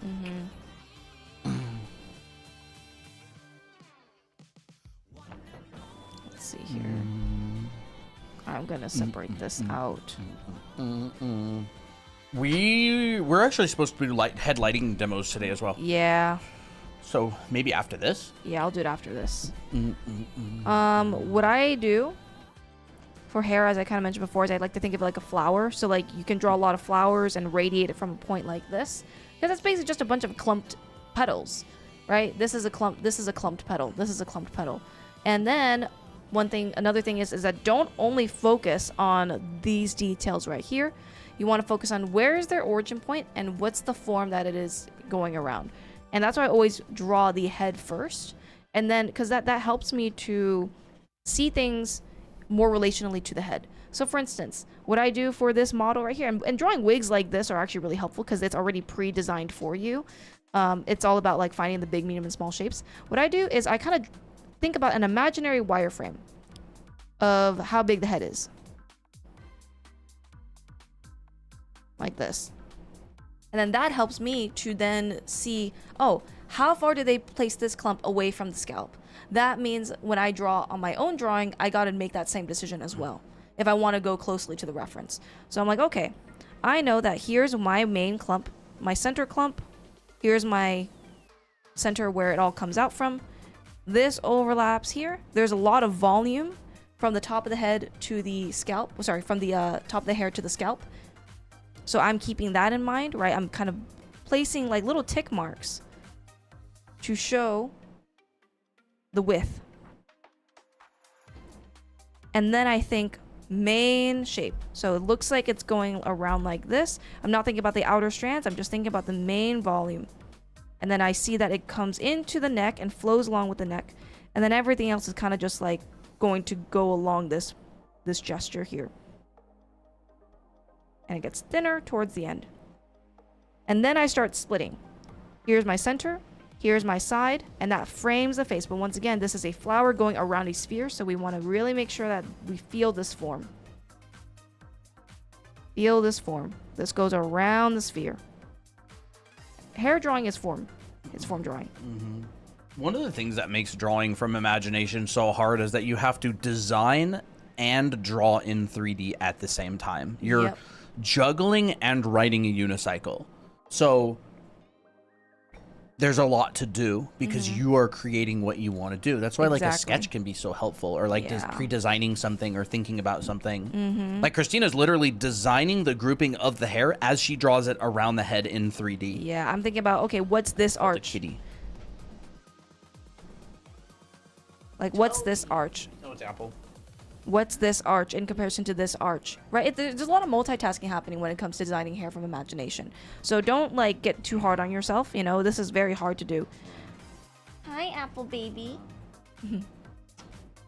So now, okay, I got my main structure, which is my centerpiece, my side pieces, my outside piece. And now I can focus on the smaller details. I can focus on, okay, now I look at the little side shoots. Where is it coming from, right? Because the hair doesn't just come out like this. Like little cactus spikes. It comes from the head, and then it decides to come out. Those are like little hair strands. You decided to settle down, Applejack? Yep. He's choosing the slow life. The slow life, yep. How can I correct hair in perspective? I have a drawing two characters, one looking down at the camera and has super long hair. I don't know how to make it look correct. One looking down, like where is the camera? Like at the camera. So like I'll maybe explain that later, but I get it. How about haircut? So this comes out starting from the long stroke, and then it comes out. Hi from Japan. Hello. Hello. And I love your teach. It's easier to study in Japanese drawing school, so I want to enroll your academy and learn how to draw, but I concern language issues. Are there any people who don't speak English? If you can understand what we're saying here, you should be okay, because we speak the same way. But I think we do. But our school's not translated. It is all in English. Hopefully someday we'll get translations up. Yeah, that'd be really cool. Or like dubbing. That would be so cool. It's just joined the stream and I have a question. Started digital drawing a month ago and I've been using Krita. Now I'm trying Clip Studio Paint. Any simple tips and tricks for beginners? Just use the simple tools to start. Yeah. It's gonna look like the inside of an airplane cockpit, and that's okay. Like, just find the two buttons that matter the most, and then just use those until you get used to those. Yeah. That's my recommendation. Dramatic anime dub. And then when you understand the form of the hair, now you can kind of render it a little bit. And you're like, oh yeah, this goes in, therefore gets dark. This comes out to the light, therefore this gets highlight. This goes away from the light, so it starts getting darker. And so you can't really shade without understanding the structure of hair. It's really hard to do that. It's like ribbons, you know? But that's my little demo on drawing hair. Hopefully it helped.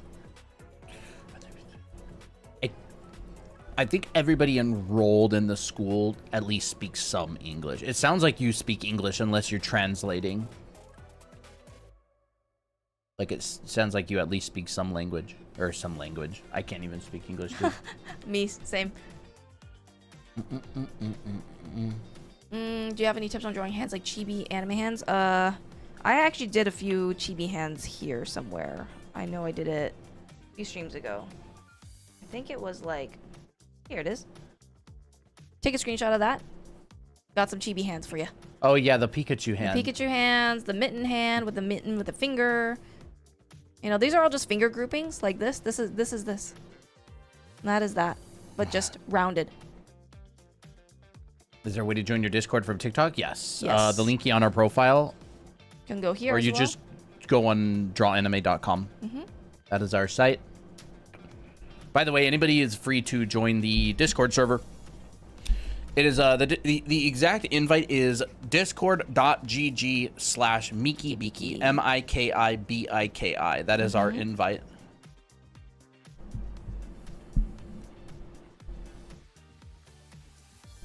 Or you can just get an invite on our site.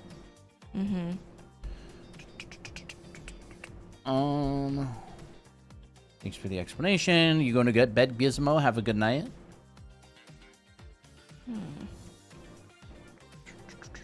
Dramatic anime dub.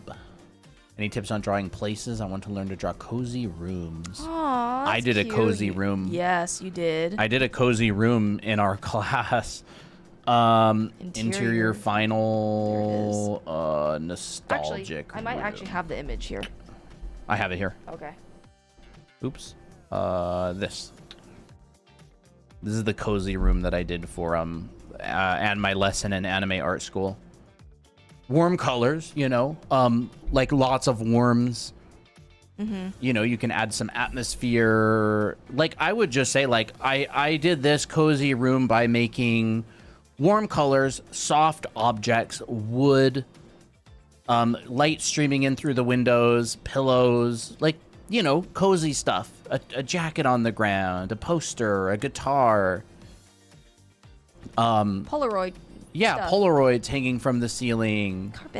Carpet, yeah, all that kind of Makes stuff. something Like feel warm. fluffy things. Like where would it be fun to relax and chill? Like, you know.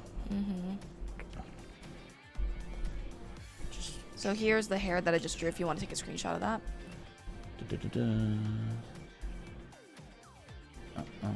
Okay. Yeah, we can do the head demos if you want.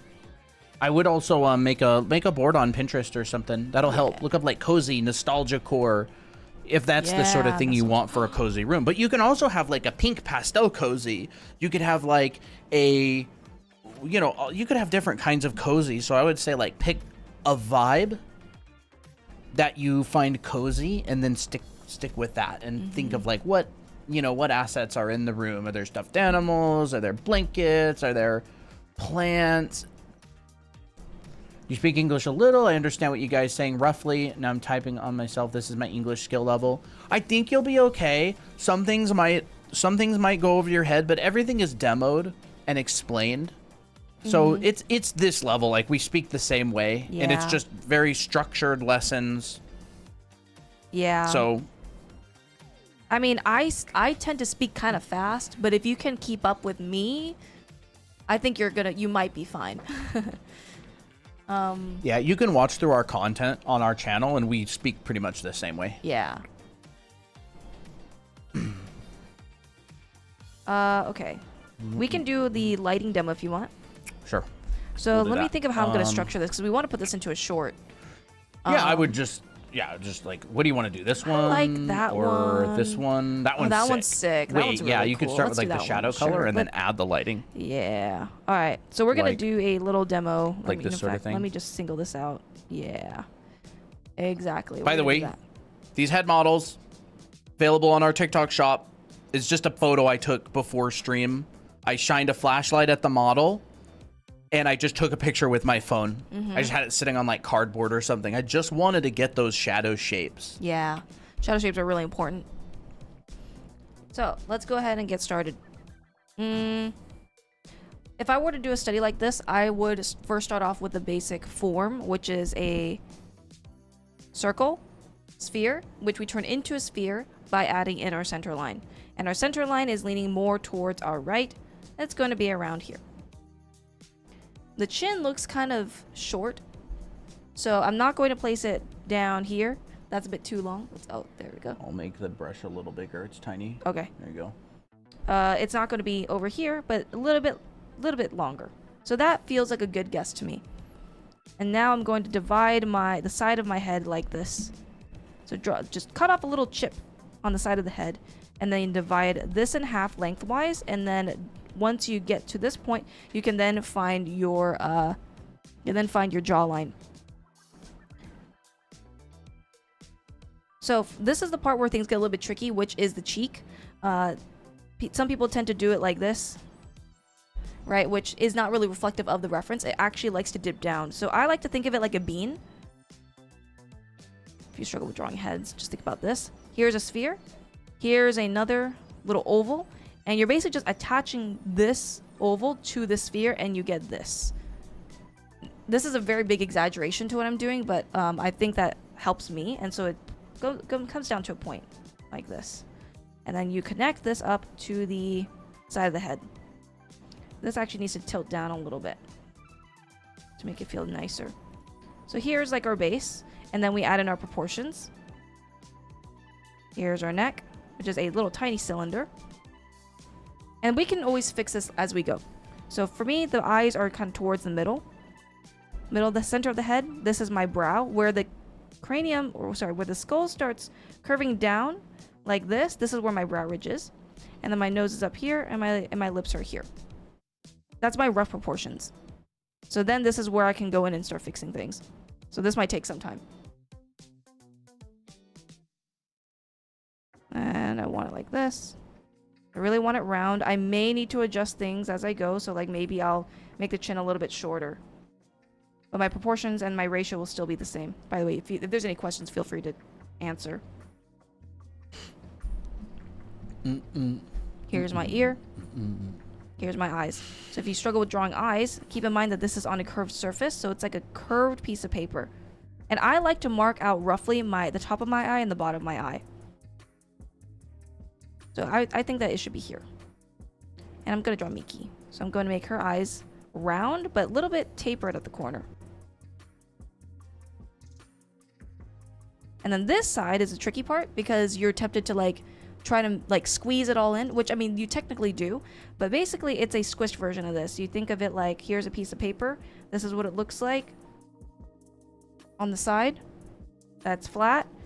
And when you foreshorten it like this, you basically go in and foreshorten it. So it's like it's squeezed now, but the shape is still very similar. Wouldn't it be like shading a circle? How do you shade a circle? A circle is 2D. You mean a sphere? Yes, it would be very similar to shading a sphere. Yes. It would be very similar. Very much shading a sphere. Mm-hmm.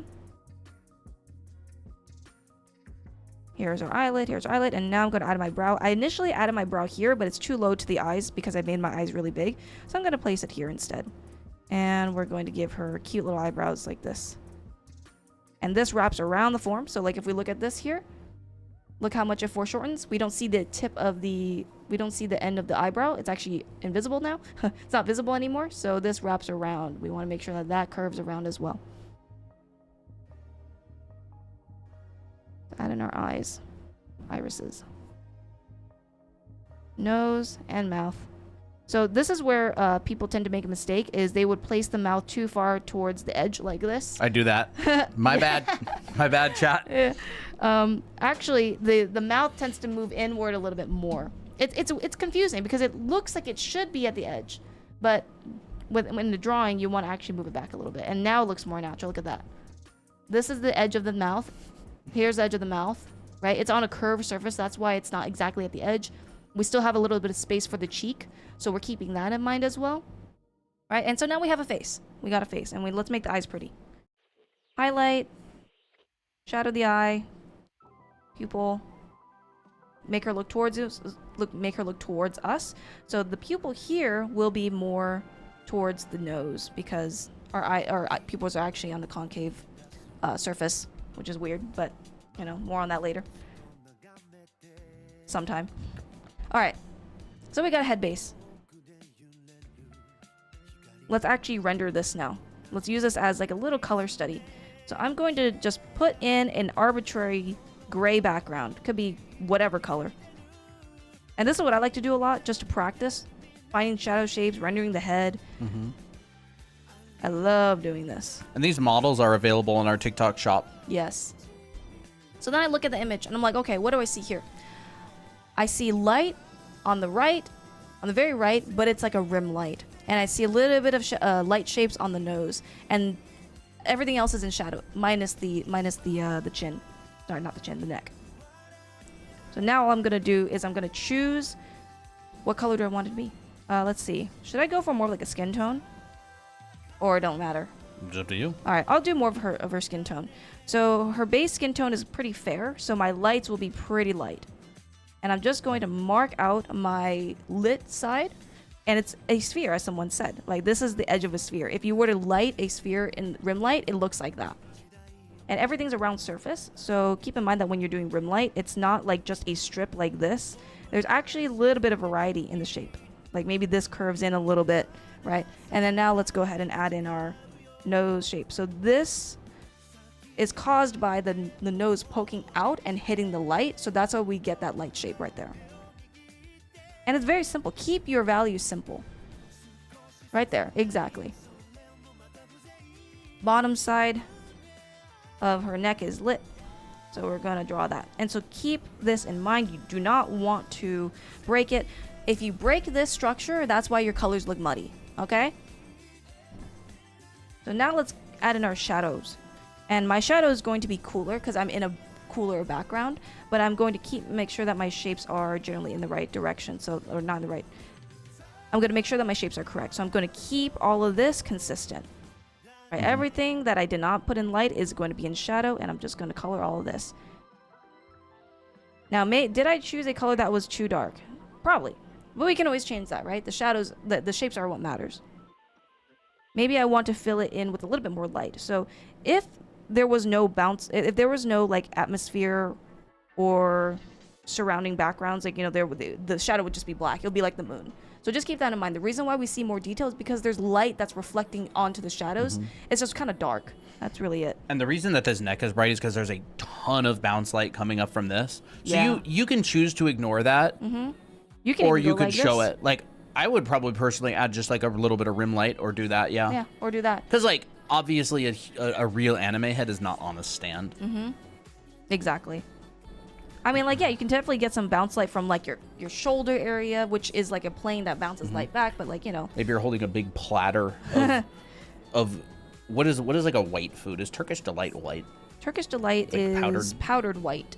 A flan. How about that? Flan, a big platter full of. Well, the top of flan is brown. Marshmallows. Marshmallow platter. Marshmallows. Yeah. Marshmallows. So I used to get so confused about, like, but why? But if there's shadow, why can't I see the details? And it's just because the light is feeling the shadows. The shadows are still act as a shadow. It doesn't act like a light. Right? It's totally good, Sanji. We stream here for free all the time as well. But appreciate it. Appreciate the interest. Yeah. So we basically have a rendered head for the most part. Now let's go ahead and continue adding on to it. You know, maybe I'll add a little bit of bounce, because I do notice bounce on her brow, and also like the bottom of her nose and the bottom of her face here. And I think that's pretty realistic. So I want to add it in, but I really want to be careful not to make it too powerful like this. It's going to really mess up my shadow areas, right? This is too powerful. Bounce light is not as powerful as my light, so I'm going to really keep it minimal, right? Just a tad bit, gentle. Are you gonna put hair on it as well? Yes, Like I'm gonna Abby put hair or on it. something? Yep. And so this is where like the balance is key. It's almost like not too sweet, not too salty, just right. Not too hot, not too cold, right? You're thinking about balance. And that's what art is, right? So now let's go ahead and add some light in the eyes, and we'll color in her eyes as well. Oh, by the way, chat, what do you think of our fancy new little reference here, huh? Pretty fancy. We're evolving. We are evolving. Just back. I knew you were gonna say that. All right. I wanted it to be Miki, so maybe I'll make it Miki. Maybe I'll make the hair like her hairstyle and stuff. All right. Purple eyes. Purple eyes are gonna be dark because that's the local value of purple. But maybe for the reflected light, we're gonna make it warmer because we have a warm light. Maybe we'll do it here, towards the bottom, like that. This brush is terrible for this. Oh, I don't really have a good brush for this. Just round, probably. Yeah. It's hard to use this brush for blocking in big flat colors, by the way. Anybody who downloads this brush, fair warning, If you block in big flat colors with it, it tends to be a little bit Where the streaky. heck is my thing? Airbrushing. That one's pretty good. Okay. But I mean, it's up to you. All right. Keep it simple. Don't overcomplicate it. You've added a bit of bounce, a bit of your shadows, and now you can start painting out your lines and add in hair and stuff. So when I think about hair, I always think about the volume. I like to sketch it out first, or I like to think about it in terms of silhouette. So if I want to draw like hair down Miki, I can just draw in a rough block in and include her bangs like this. Actually, you know what? Maybe I'll give her like an Abby hairstyle. How about that? I'll pull her bangs back because I like to see this forehead right in here. How would that apply to cell shading? You'd basically stop at the very first part. Exactly. You start at just light, dark. That's it. Yeah. So all I'm thinking about now is where's her hairline? Let's wrap it around the head because hair adds volume. And if you stick it to the scalp, it's going to look weird. It's going to look flat. Miki looks weird with Abby hair, not going to lie. Maybe it's just I'm not used to seeing her with this. All right, it's kind of cute. It's kind of cute. So now we can now block in the color. So I always think of things. You don't have to use that brush if you don't want. I don't like this brush very much. I'm not used to it. It's a weird brush. Just go back. Just go back whatever you want. All right. Ah, better. Just press hard. Yeah, just because press it hard. tends to get a little blotchy. All right. Yeah, blotchiness happens, and then that's when things get muddy too. So let me go ahead and clear up these areas. Forgot to ask something. Does the Academy have video after lessons I can watch over and over? Yes. Every lesson you can watch as many times as you want. You have it forever. It is a self-paced program, so you can go back, you can go forward, you can watch anything a million times. It doesn't matter. You know what? I'm gonna do this. I'm gonna give her some kind of like curtain bangs. Is that Toby our Toby? Toby our Toby? So I mass everything out. Right, keep it simple, mass everything out, and then separate your lights and your darks. This is like my medium tone. I'm just really tempted to just give her bangs like this. Play-Doh analogy for hair clicked in my mind so hard. Exactly, it is Play-Doh. You.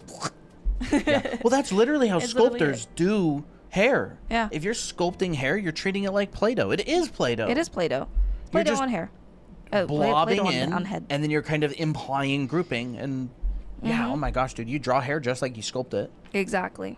So it's a blob, and then you refine, right? Like here, what I'm doing now is I have my main blob, and all I'm doing is adding in my little or medium shapes. Like here's a medium shape that's helping the gesture. Here's a smaller shape that's helping the silhouette. And you fix as you go. Can't lock in, so I'm here. I get you. I know you guys have a brush linked, but do you happen to have the other one you guys use for sale? The other one? What's the other one?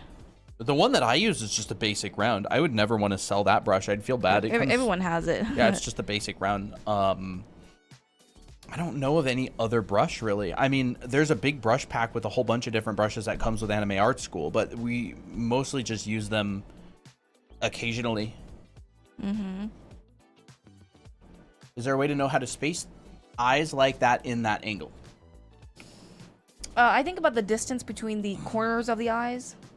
I guess I'll do like a little side thing here. So here's my nose. This is what helps me to kind of ground my eyes. So if my eye is this far away, when it's foreshortened like this, you're actually going to have to go a little bit closer. And in fact, even closer. It depends on how wide this head is. All right, so if my eyes are here, it's not going to be over here because that's way too far away. It's actually going to press closer to the nose. Just because of that foreshortening and because the nose pops out from the head. And so that creates like a wall. That's what I've noticed a lot when it comes to drawing angles like this. So like this now looks natural because that's kind of how our eyes actually are. If you look at this head here, if I turn the head to this angle, notice how far in the eye comes in to the nose. That's what's happening here. You can even see it on this. So as you turn it, look how close it is to the nose. That orange line in the middle, you can see it's really close to it. Yep. That's what I think about. It just pops out a little bit. Mm-hmm. And the same with the guy.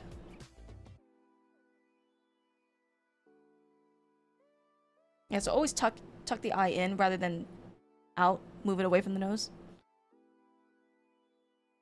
And just practicing, you know. Mm-hmm. Is there any Terminator line? No. No. You don't need to put it. Separating the light and the shadow is enough. You can if you want, but you don't need to. Not unless you're doing like a rendering like assignment. I mean, look at this. Like, there's basically just light and shadow, right? And then there's like the bounce, but you don't even really get it a lot of the time. And especially if you're doing like an anime style drawing, you don't really need to add it. Yeah. You can know about it. You could maybe subtly imply it here and there. But like the light and the shadow separation and those correct shapes are going to be enough for sure. Doesn't need to have a lot of fancy stuff. In fact, I'm not really adding anything fancy. All I'm doing now is just separating within groups. So like here, for example, I'm like, okay, I'm going to imply a little bit of the inside of the ear with this value right in here. But it's going to be a bit more saturated because I want more life in it. And then you can also do other things like add a bit of blush around the cheeks to imply form but not break the values. So like now that looks like there's more life. You could add in that nice subsurface scattering as well. Yes, a nice subsurface scattering. And you know where you want to add it? On here. Just looks natural. Looks very nice.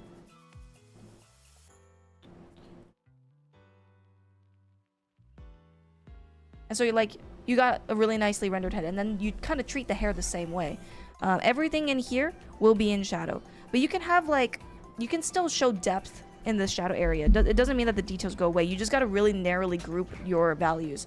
So I can still add clumps, like, oh, here's a texture of the hair here, but when you squint your eyes, it's not disrupting it. I'm not going too dark, like using black.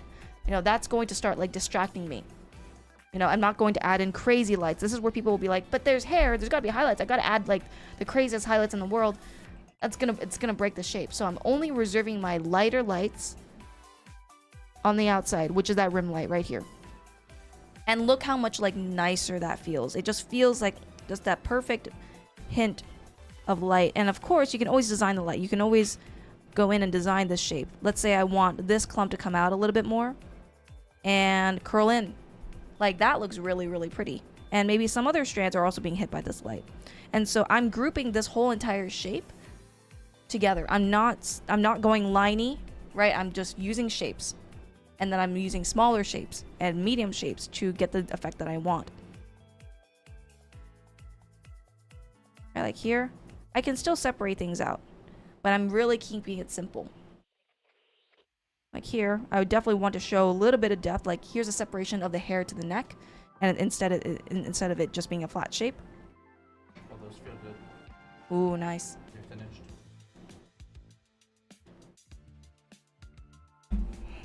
Small shapes, simple. So what I mean by that is small shapes. This is a small shape. Here's a medium shape. Just within this particular shape, right? This whole thing can be grouped. This whole like dark part of the hair can be simplified as a large shape. But then there's also smaller shapes inside. Like here's this shape right in here. Here's this shape. Like maybe I can separate that out. And really you're just playing, right? What do you think about this? Feel heavy and oh, it feels pretty good. Feels pretty good. Do all tips work for non-anime styles? What do you mean by all tips? Like, I mean, the fundamentals will work for anything, really. This looks good.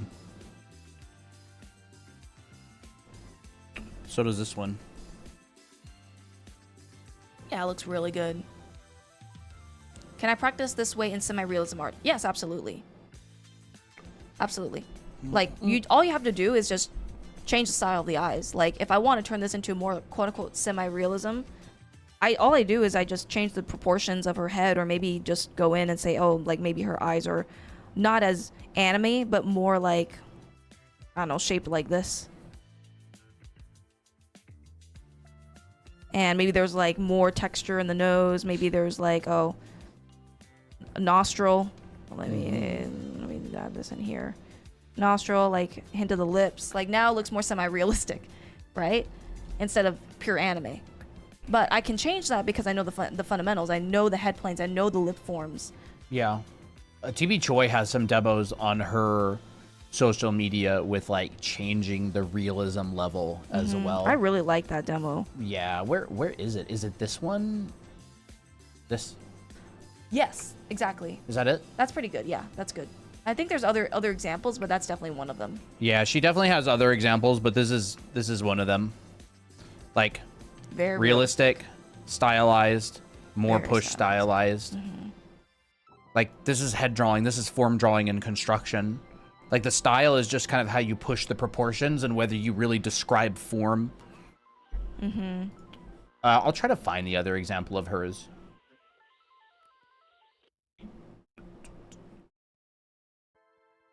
And so like you're basically halfway done. Like this can just, all you have to do now is polish it. And what I do here is I would add like some kind of secondary highlights. I know that this is more of like a stylistic push, because there's not a lot of strong light. Like maybe there wouldn't be a lot of speculars, but you know, maybe there can be, but like just very, very soft. I really want to keep the value range this. I don't want to start adding crazy amounts of light. I just want to add like maybe a touch of blue, because I do have a lot of blue surrounding her. So maybe some of her highlights inside the shadow side can be shown like this. Ooh, now it's like semi-reflective, right? And then we can go in and say, hey, let's make this a little bit darker, a little bit semi-reflective. There's some gradient coming from the bottom, from the skin, and then it gets dark, and then it gets a light again, and then it gets dark again. So there's that like nice Oreo cookie formula where I like to say, hey, peak or the corner, not the corner. The crevices of the hair is dark. Then as it reaches towards the light, it gets a little bit lighter, and then it gets dark again as it goes away from that light. Oreo cookie. And when in doubt, you know, I like to, at this point, I like to flip the canvas. Flip. And you can see that there's a lot of mistakes, right? It's not exactly symmetrical. That is completely normal. I just use the liquify tool for this, right? I use the liquify tool and I just repaint. Liquify, right? So all I need to do is just push things around. And this is the wrong layer. That's why.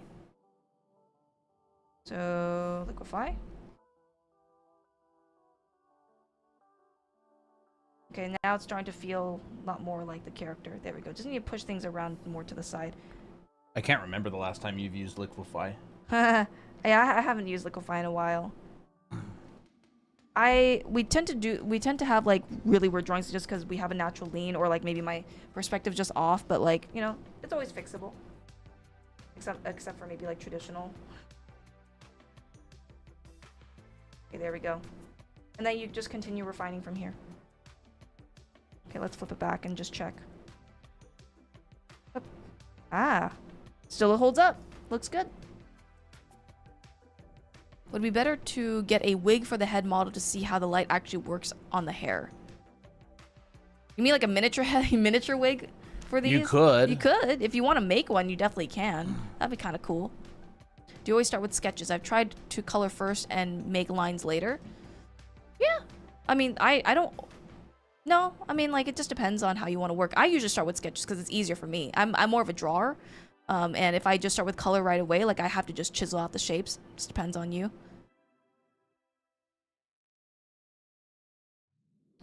Okay. But notice that even as I get closer and closer to finishing this painting, the shapes are still the same as the reference, and it still makes sense. Add a little bit of subsurface in here. Ooh, fancy. Now I'm just cleaning things up. Oop.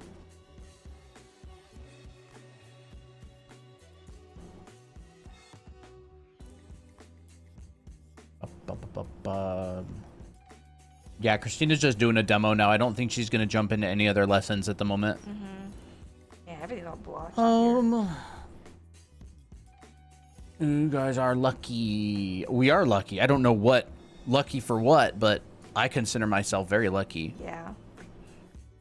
Lucky life. Would it be better? Okay, there's that. One of you have a moment. Can you go over clavicles? We could cover clavicles in a little while, if you want. Feel like following along with the school, and I feel my collarbones are always too short and need extending, or too long makes the shoulder too wide. That's totally normal. Yep. Eventually, you just get to the point where you can feel it out. The clavicles are what, one hand length? Yeah, one hand length. Clavicles are a hand length. So go back to your general proportion of top of the head to the bottom of the nose to the pit of the neck, and then you have a clavicle, but they don't touch in the middle. They're apart a little bit. So it's like one hand length. Mm-hmm. Right. So notice that I also added a little bit of rim light on the edges of the hair, because if it's up here, and it's also down here as well, and you can also see it on the neck. Where can I buy the head things? They are available on our TikTok shop. You can go check them out. You can order them. We have like a whole bunch of sets that are ready to ship. Mm-hmm. There they are. They're so cute. Free run angles? Yup. Check. Check. Upward angles, downward angles? Yup. Yup. Sides? Yup. Mm-hmm. Lighting? Yup. The head planes are also marked. Yup. There are guidelines for the head planes. Yup. Yup. Dude, this is literally a lifesaver. Like, getting your shadow shapes with guidelines as well is so incredibly helpful. I can't even believe it. Like, being able to take your own reference and see it and actually like move it around. Like, yeah, you could do this with 3D models. Absolutely, you could do it with a 3D model in like Blender or something. However, it helps so much just to be able to put like a colored card or something and look at how like the bounce light works, right? Like you go, oh, I see the blue getting into the shadow. Like, the blue fills so in the cool. shadow. Yeah. Like, you can really mess with it physically. I'm a really big fan of physical models. I chucked those over there. There, this is what they look like. Yep. Those are other models we're experimenting with. Mm-hmm. But yeah, you can get these on our TikTok shop. Do you guys enjoy drawing food too? Oh yeah. Yeah. I drew bread not too long ago. Bread. And I turned it into a sticker in our Discord server. Here's my bread. So good. I love drawing food. It makes me hungry. I guess I didn't draw it. I painted it.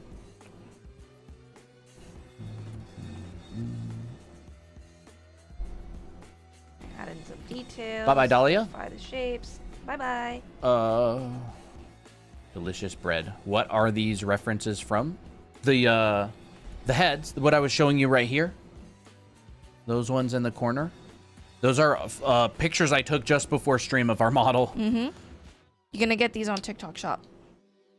These are the head models. Now I'm hungry, yeah. Yeah, they're literally our models. We make them in our house. We draw on them. All the eyes and orange lines are hand drawn, and that is what they look like. Yep. Ooh, and you know what I like to do for anime hair like this? I like to add a touch of bounce light from the skin into the hair like this. These models look clean. Love them. They are clean. They're cool. It's a passion project of ours. Yeah. These heads are like exactly what I wish I had. Like, we have been wanting to make these for a really, really long time. We modeled them ourselves in Blender and print them ourselves and hand draw all the eyes on them, and the orange lines I do and the eyes Christina does. Mm-hmm. It's a passion project of ours. I think they're super, super helpful. It's so important to be able to see like the physical form of things as it rotates around, you know, like they're three-dimensional objects. I think a lot of people forget that like anime heads, they're three-dimensional objects. You can hold them in your hand. That's why you can have like figurines and stuff. You know, you see like an anime using 3D instead of 2D. It's just like, it's the rendering style that's different. The form is still there. So yes, I know that technically there is a shadow side on her, on this eye, but I like adding the highlight here because it just makes it look better.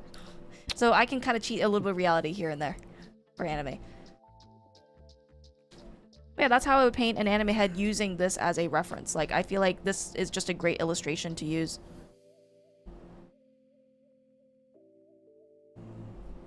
Great reference to use for an illustration.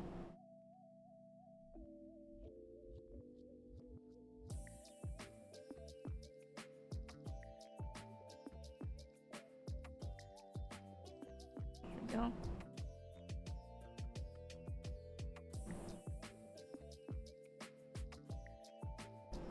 Yeah, let's go. I don't think I'll add any lipstick in here. You should show more inspire. Huh? Thank you for all the follows. Appreciate it. Thank you. Is there a link where to buy that figurine head? It is on our TikTok shop. So it's literally just on our profile. If you go on TikTok and you go to our profile, here we are. Oh. Mm-hmm. Right there. Oh. Oh. You can get them and we'll ship them to you. And people love them. Yeah. There's all the info, reviews, stuff like that. Which value group does a bounce light fall into? That's a great question. Probably the darks. The darks. I would generally do the darks because they're like in the shadow shapes and they're not as bright as the lights. So you can still get bounce light in the shadows, but it's just not. I would consider that a dark. Yeah, not available in my country. Yeah, it only ships to the States. Are you that Australia? My dad's going to Australia for 3 months. His work has him flying over there. Then he's leaving the country and immediately coming back for another 3 months. Oh They're having him over there goodness. for 6 months That this is year. crazy. He's gonna he's literally gonna be Australian by the time he gets back, I guess. Well, is he gonna have an Aussie accent? Yeah. How do you know where to add the bounce light? So in this model, the bounce light is actually coming from the bottom of the platform. Yeah. If there's like light and if there's like a platform. So like for instance, here's what this is doing. You have light coming from the side, and it also hits the platform, and then that platform bounces that light onto the shadow area. Yeah. That's what it's doing. And bounce light just happens just because light is reflection. Like all the stuff that you see is just a reflection. So that's how I like to explain it. Colton's probably better at it because he's done a lot of these like rendering studies and stuff. He knows how light works. But I always think if there's a platform that's being hit, or just any platform in general, like it's probably going to put some bounce, just because that's just reflection, right? Yeah. What if we made the very top layer of this black? Or like dark, so it doesn't hit so much bounce light up. That's an interesting That would be idea. interesting. It wouldn't look very good, but it would be Yeah. kind of practical. I should probably do another one to continue practicing this format. What I need to do when I teach these heads is I need to go like We'll just do a stream where it's literally just the whole time is just practice these head demos. Like you I just know. kind of go through Yeah. it. Yeah. We could just take the audio from one and put it over top of another if you mess up. Just like That's true. it's totally up to you. Like we have unlimited tries, you know. We stream all the Yeah. time. Yeah. I suck at This is a rendering. couple things I noticed as well. Subsurface scattering early. Okay. Highlights, eyes early. Okay. For your demo. Yes. I'm talking. Yes. Chat don't need to know this. No, okay.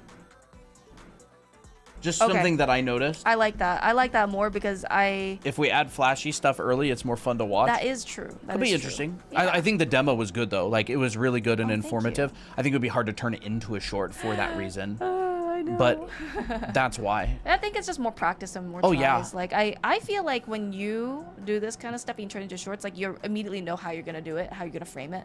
And I find it a little bit more difficult because I'm more the type to like script it out and already like pre-plan what I'm gonna show, rather than like just go in and straight up teach. Yeah. By the way, but- chat, we're just discussing because we've been turning our live streams into content, Yes, and so we're discussing like this is how we're gonna frame it. going to be content on like our TikTok probably. We're just going through and doing some lessons so we can turn it into short form content because not everybody watches streams. Yeah. It was an amazing demo. It was very good. Thank you. Well, Well, that's actually how I do a lot of these. Like this right here, done in a very similar way.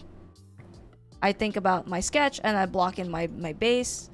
I've done a lot of these. I do it like this too, even with very weird, wild colors. what do you think, Mike? Where should the ref be? Was it good where it was? I think it was good where it I was. think it was pretty good where I it liked was. it. Really there. I can turn the ref off now. We don't Yeah, need sure. it anymore. You know, I feel like I want to do more flashy colors too. I want to like make it more saturated. But I like this demo. It's cute. It's cute. It's ba ba ba. Ba, ba, ba. How many layers I need to use for character? As many as you want. As many or as little as you want. How do you transfer your traditional art skills to your digital art skills? I mean, they're the same fundamentals, right? A box is a box. Red is red. Like Yeah. red on a screen, red on a canvas, it's red. Blue on a screen, blue on a canvas, it's blue. A square on a screen, a square on a canvas is a square. It does, like, you don't go, I draw a circle and then it goes onto the digital art program and suddenly it's a square. Yeah. Like, there's going to be technicalities of the medium that you need to learn. Layers, some settings, how to make your brush bigger, how to make your brush smaller, but all of the fundamentals transfer. Like gesture, design, shape, lighting, color, all that kind of stuff. It's all transferable. Like drawing, you're probably going to have a warm-up process Yeah. with the medium for sure. Like, you need to get used to the transfer. The technicalities of how you create marks is going to change, undo, all that kind of stuff. But like traditional and digital, they have the same fundamentals. Like, we were reading Andrew Loomis's book Creative Illustration, and he was talking about how all this stuff transcends medium. Like, Yep. it all goes beyond the medium that you use, whether it's oil, pencil. Like, you're gonna have different levels of stuff you can do. Like, pencil can only get so dark. You can only achieve certain things with oils or watercolors. Like, there's mediums, but like light and shadow, color theory, figure drawing, anatomy, design, clothing drawing, character design. That exists regardless of the medium. Yeah. People design characters in ZBrush or in clay. So like, I would say, just give yourself some time to get used to it, figure out the program, look up some tutorials of how to use it, and just keep grinding those fundamentals. Like, when I was in school, man, we literally just did ballpoint pen for like almost the entire first term of the school. Wow. It was a school where we learned digitally. Like, the goal was to graduate with a digital portfolio for concept art. Our whole first term almost was just pen. Wow. It was just pen. Eric in Art Center, his perspective class, ballpoint pen, zebra. Yep. One of Zebra. these. Yep. Literally, I've got one right here. This pen, 14 weeks, piece of paper. You versus a piece of paper, your weapon is this. Yeah. Because perspective is perspective. 1, 2, 3 point perspective. That's what it is. But yeah, definitely spend time practicing and getting used to your medium. Yeah. Wait a minute, I see your name before. You have. Which What one? name? Whose Where's my name? Do I have a name tag on? Do you have a name tag on? I don't have a name tag on. Chat, do you have a name tag on? You mean our channel name? You probably watched some of our TikToks. This is exactly what I do in a sketching phase as well. Like, I'm literally doing the same thing as I did with this demo, but in sketch form. And then afterwards, it's easier to translate into painting. Yeah. I love that. Like, that's a perfect demo. Like, dude, literally just a demo like that.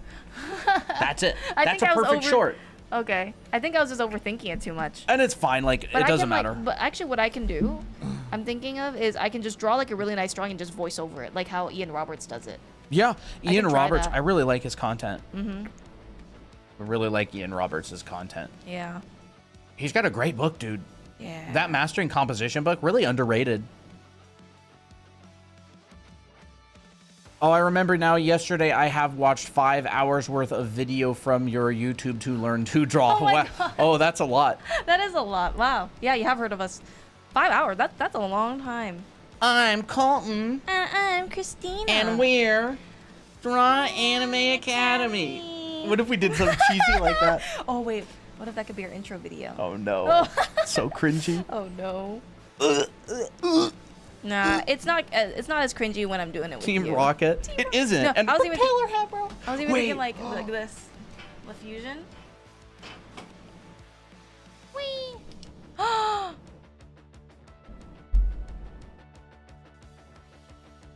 Ooh, you know what? Okay. I think what I'm gonna do later on is like, oh, here's how to. Where's your glasses, dude? It's in a drawer because I was trying to Oh. clean up my area. Rad dad shades are out. Like, here's how to turn a sketch into a painting. I feel like that could be a fun introduction to it. Like, oh, you sketch out the head and the hair, and then you block out your lights and your darks, and then you place a background color, and then keep the shapes intact. Maybe that's what I will do. Still can't understand how to draw body? You won't understand it for a very long time, but you have to start off with a process. If you look at our how to draw bodies video on YouTube, you probably have watched it. That shows the exact process, and you just gotta do it over and over and over again. You know, understand the proportions, understand the volumes, understand how to break it down, and just do it. Just keep on doing it. You're doing the right thing. It's just you just need time. You just need a lot of practice. That's really all you can do. So that's what I would do. If you still can't do it, it's just because there's not much mileage yet. It's not because you're like dumb or anything. You're not dumb at all. Are there any accessible models to reference, like wooden physical dolls or accessible digital platform? What do you mean by that? I'm not sure what you mean exactly. I mean, there's tons of references online. You can buy your own like reference model that's like a wooden doll for sure. We have our reference models that you can use to light and draw heads. These are available on our TikTok shop. Are there any? Like the head you have? I mean, you can get these. Yeah, or you can get accessible these. Digital, like on a digital software. I don't know. Probably is some. Probably. Yeah, like You could probably build something like this in Blender and light it in there. Like I built the head in Blender. Yeah. There's could've- free I Asaro could've lit model it. online. Yeah. Yeah, there's the Art Center one. Not Art Center one, the Art Station one. Yeah, Art like Station the one. by the that one person on Art Station. You Yeah. just look up like Art Station Asaro model.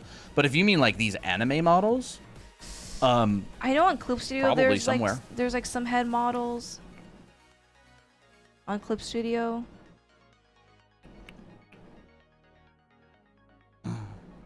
I don't know. I don't have any. I'm sure there are. Yeah. Oop.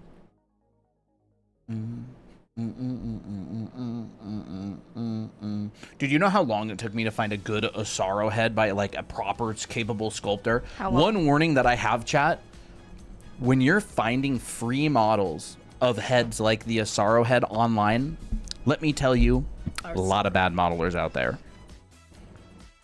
If you go and download an Asaro head, make sure the modeler who sculpted it is a good modeler, because they will have proportions all over the place. A lot of students try to model these and then just put them up online for free.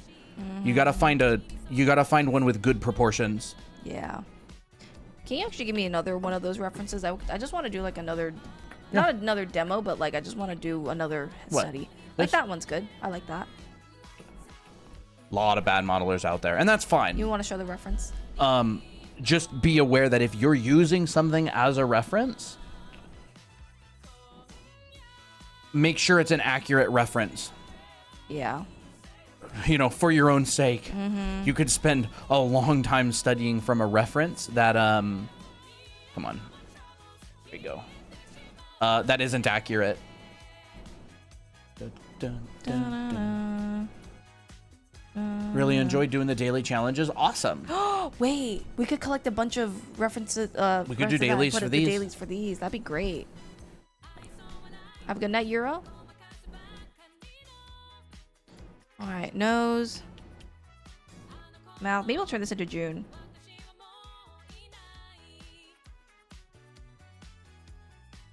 Portions. And you know, when people see me do just drawing the features in like this, I have the guidelines in my head, so I'm still doing this in my head. It's just not visible, right? But I've memorized it for so long that it's just kind of muscle memory at this point.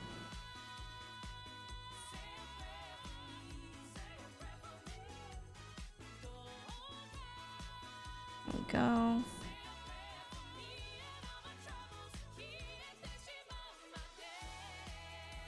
And let's add in hair.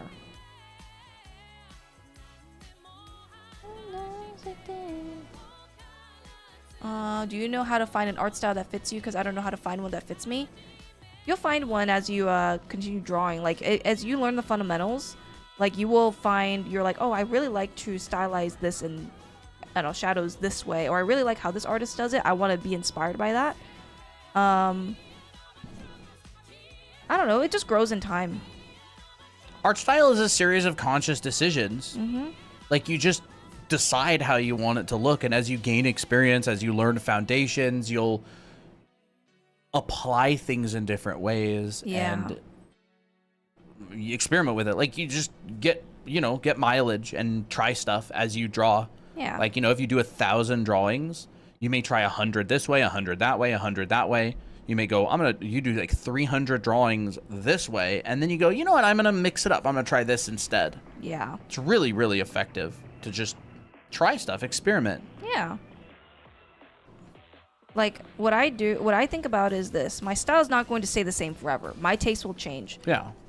I mean, you can change your style in a second. Like, if you know foundations, like, that's literally the idea of, like, a concept artist or a, like, you'll get hired on different projects that have different styles. Like, I've said it before on stream, but I was working on Anthem, EA's AAA realistic game, and the project I got hired on after Anthem was Bakugan cards, and like those almost couldn't be different styles, like any further from each other in terms of style. Yeah. And so it's like, light, check. Color theory, check. Reflective materials, check.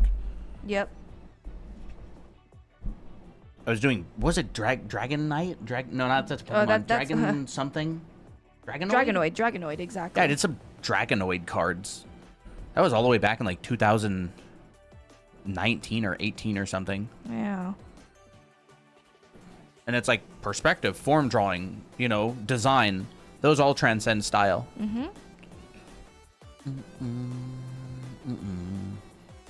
I would just say, like, focus on what you really enjoy and grind out those foundations. Yeah. People get like very wrapped up on style early on. Yeah, it's because they want to try to find their identity really quickly, and Yeah. and And it's totally fine. That's fine. Just enjoy art. Yeah. Just be content enjoying art and trying things. Yeah. I feel like social media has just kind of ruined art, like an art mentality, or it's a very dangerous thing. I think social media is super dangerous for like mentality. There's so much comparison. There's so much like self-doubt that gets implanted. Yeah. And so just, be careful with social media. Or this expectation that you should have a style by now or anything like that. Like, Yeah. All in good time. it finds you. And not only that, but like your style's always going to be your style because you're the one that drew it. So, Yeah.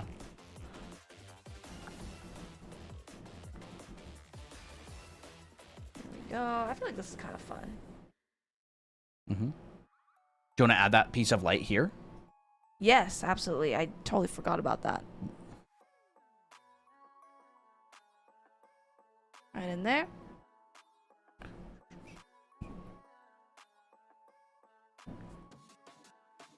And then add in the whites of the Toby, eyes. how to manage burnout. Care less about your teachers and more about your long-term goals, I Yeah. would say, Toby. If you're burned out, don't get hyper fixated on your teachers. Like, remember, Art Center is a stepping stone, a small stepping stone. It is not for your a entire very life. large, long career ahead of you. I don't Yes. even remember half the assignments I had in school.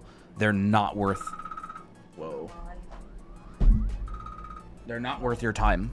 They're not worth your worry and concern. Yeah. Like Just in the end. literally not even worth it. If you're passing your classes and you feel like you're getting better, that's enough. Yeah. Your best is enough. And you like, and a lot of the time, this is Toby. This is one of my students, by the way. He's in Art Center. Dude, you're half the teachers you don't even like anyways. Like, why would you care what someone thinks if you don't aspire to be like them? Like, you know what I mean? If I don't aspire to be like someone, why would I really care what they think? Other than little snippets of information that might be useful. If someone who you want to be nothing like insults you, it's just like, well, that's good. Like, you know what I mean? Like, that's Okay, literally bet, a good thing. I get it. Like when it's like school and stuff, it feels really important. It feels like it's your life. But like in the end, it's like Yeah. you're taking the art classes to improve, not to like please the instructor. See ya, MJ. You know? But it just takes time to learn like, from that. Remember the bigger picture. Yeah. Art Center is small compared to the career, and the career is small compared to your life. Yep. It's not that big of a deal. Like, it's just, Okay. put it in perspective. Yeah. No pun intended. And it'll pass as well. Like, you'll be in like 6 or 7 years from now. You'll be like, crap. Oh, I've totally forgot about that teacher. Oh yeah. You know what I mean? When I went into Art Center, I made the decision that as long as I learn something, it doesn't really. I'm not going to take the feedback, especially if it's bad, like to heart too much. It's not my identity. Yeah. So, yeah. Like Eric's class, for example, it was a great class. I also decided that I knew that I wasn't gonna get full A's, and I wasn't trying to get full A's. I just tried to get the assignment. I tried to understand, like, did I understand this assignment and did I do the homework correctly? If yes, that's fine. I don't need to have an A. I can just have a B, and I'm satisfied. I got a C in Eric's class, dude. And it's like, and I shouldn't have gotten a C. I mean, I deserved a C, but I shouldn't have gotten one because I had already taken this class like 2 times. Like, I took it in FZD with Fang. Yeah. I went through it on my own as well. And it just doesn't matter. Like, I went through the whole class. I did all the assignments. I got the practice from it. I've taught it like 5 times since. Yeah.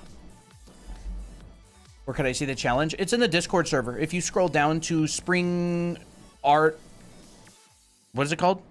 Spring Training Arc. You can go see the challenge. It's in challenge announcements. Challenge number 1 has been posted, and then daily challenge has been posted as well. Every day, the daily challenge image gets posted, auto-posted from a bot. So it's just every day, midnight. There's something fun to draw every day. You guys are my beacon of light. Dude, Toby, No, it's so not worth there. worrying about. It's like, it just doesn't matter. If it's damaging your mental health, like, then that's like, okay, you know, Like, just got to put it in perspective. It's Yeah. not an issue Yeah. long term. like burnout's gonna happen when you worry about too many things that you can't control, like that we've been there too, like even in business and even in art, you know, there's a lot of things you can't control, like you can't control your teacher's feedback. All you have to know is that you tried your best, and that's how you don't lose your mind. Yeah. Yeah, Toby's a student of mine. I've known him for years.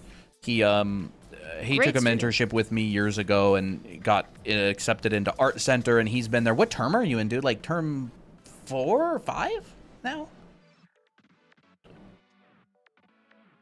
Yeah, he's a good dude. We named our cat after him. We have a cat named Toby. Yep, we do. And one day Toby comes into the chat and we're like, Ew, stinky poopy Toby. and he's like, oh my gosh, guys. Why did you name them Why did you after name your cat me? after me? It was really funny. Term 4. Wow. That was so funny. I thought that was hilarious. Showed up at the wrong time, dude. Warm bounce. Yeah, and it's like, just draw what you enjoy. It's literally like being stressed about stuff. I remember my very first professional job, my mentor, Pete, he was like, dude, your drawings look really stressed out. I'm just like, I am stressed out. You'll say that to me too. Your drawings look really stiff. Yeah. Like, look how nice this June piece looks, dude. Well, thank you. This is a stressed drawing. Yeah, this is stress drawing. Me trying to like, And this is Christina just chilling. you know, we should just Dude, use that's that a one. nice June. Thank that's you. a nice June. Can we I use really this? like that. I mean, if you want, Maybe I'll voice over and be like, that would be fun. okay, I think that's what I'm gonna do. And then Yeah. I'll probably clip in some areas where we're like showing the head models and stuff. I mean, Me even stressed Christina's out. stress drawings are really good, don't get me wrong. But like, she's in the zone now. I'm in the zone because I don't. Doesn't okay. care. I don't care because I'm like, Yeah. when I was doing this, my brain is thinking, this is gonna be a short. This is gonna be short. I gotta have to make teach. sure to do well. I gotta teach well. And then this, I'm like, okay, yeah, whatever. Well, that's That's the what nice thing about happens. streaming That's is what happens. you do so many demos on stream that you just have a whole pile to pick from, dude. Yeah, exactly. A whole pile to pick from. Yeah.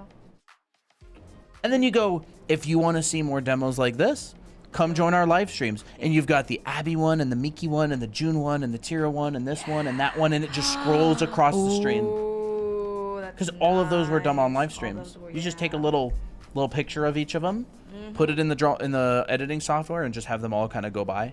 Yeah. Okay, I want this to be like really vibrant blue here. See ya, Dax.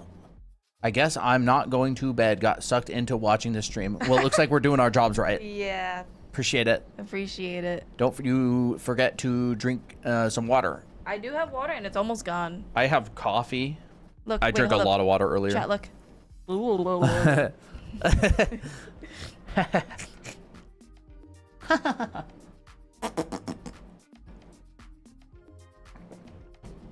Learn a lot too by just learning about the history of illustration, etc. Hey, awesome. Yeah. Let's see here. How to draw Jotaro head. I don't know how to draw that. I don't know what that is. I don't know what that is, so I don't have a point of reference. Ooh, you know what I could add to this? I definitely need to add a shadow in the ear. Ooh. Shadow in here. Should there be a shadow in here? I feel like there should. And I'm gonna make this a little bit darker. I want it to separate from the face. And then, ooh, I know exactly what it needs. I need to add this purple in here. I don't want that on. A little bit of highlight in here. So like this highlight is like a secondary highlight. It's not as bright as the main highlight. So, but you can still see it in some images. Like especially if the hair is very reflective. Wait, Tickle Monster, are you on stream? What's your username on TikTok, Tickle Monster? Is it different or the same? Monster?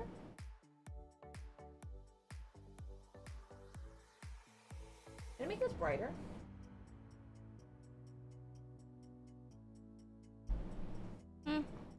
Nah, I think I'll keep Hello, there you are. I saw your little edit. It's cute. What's the edit? It's just a bunch of their OC put together like this. Oh, that's so cute. What the heck? That. What is that? 4-leaf clover. It's funny. I don't know.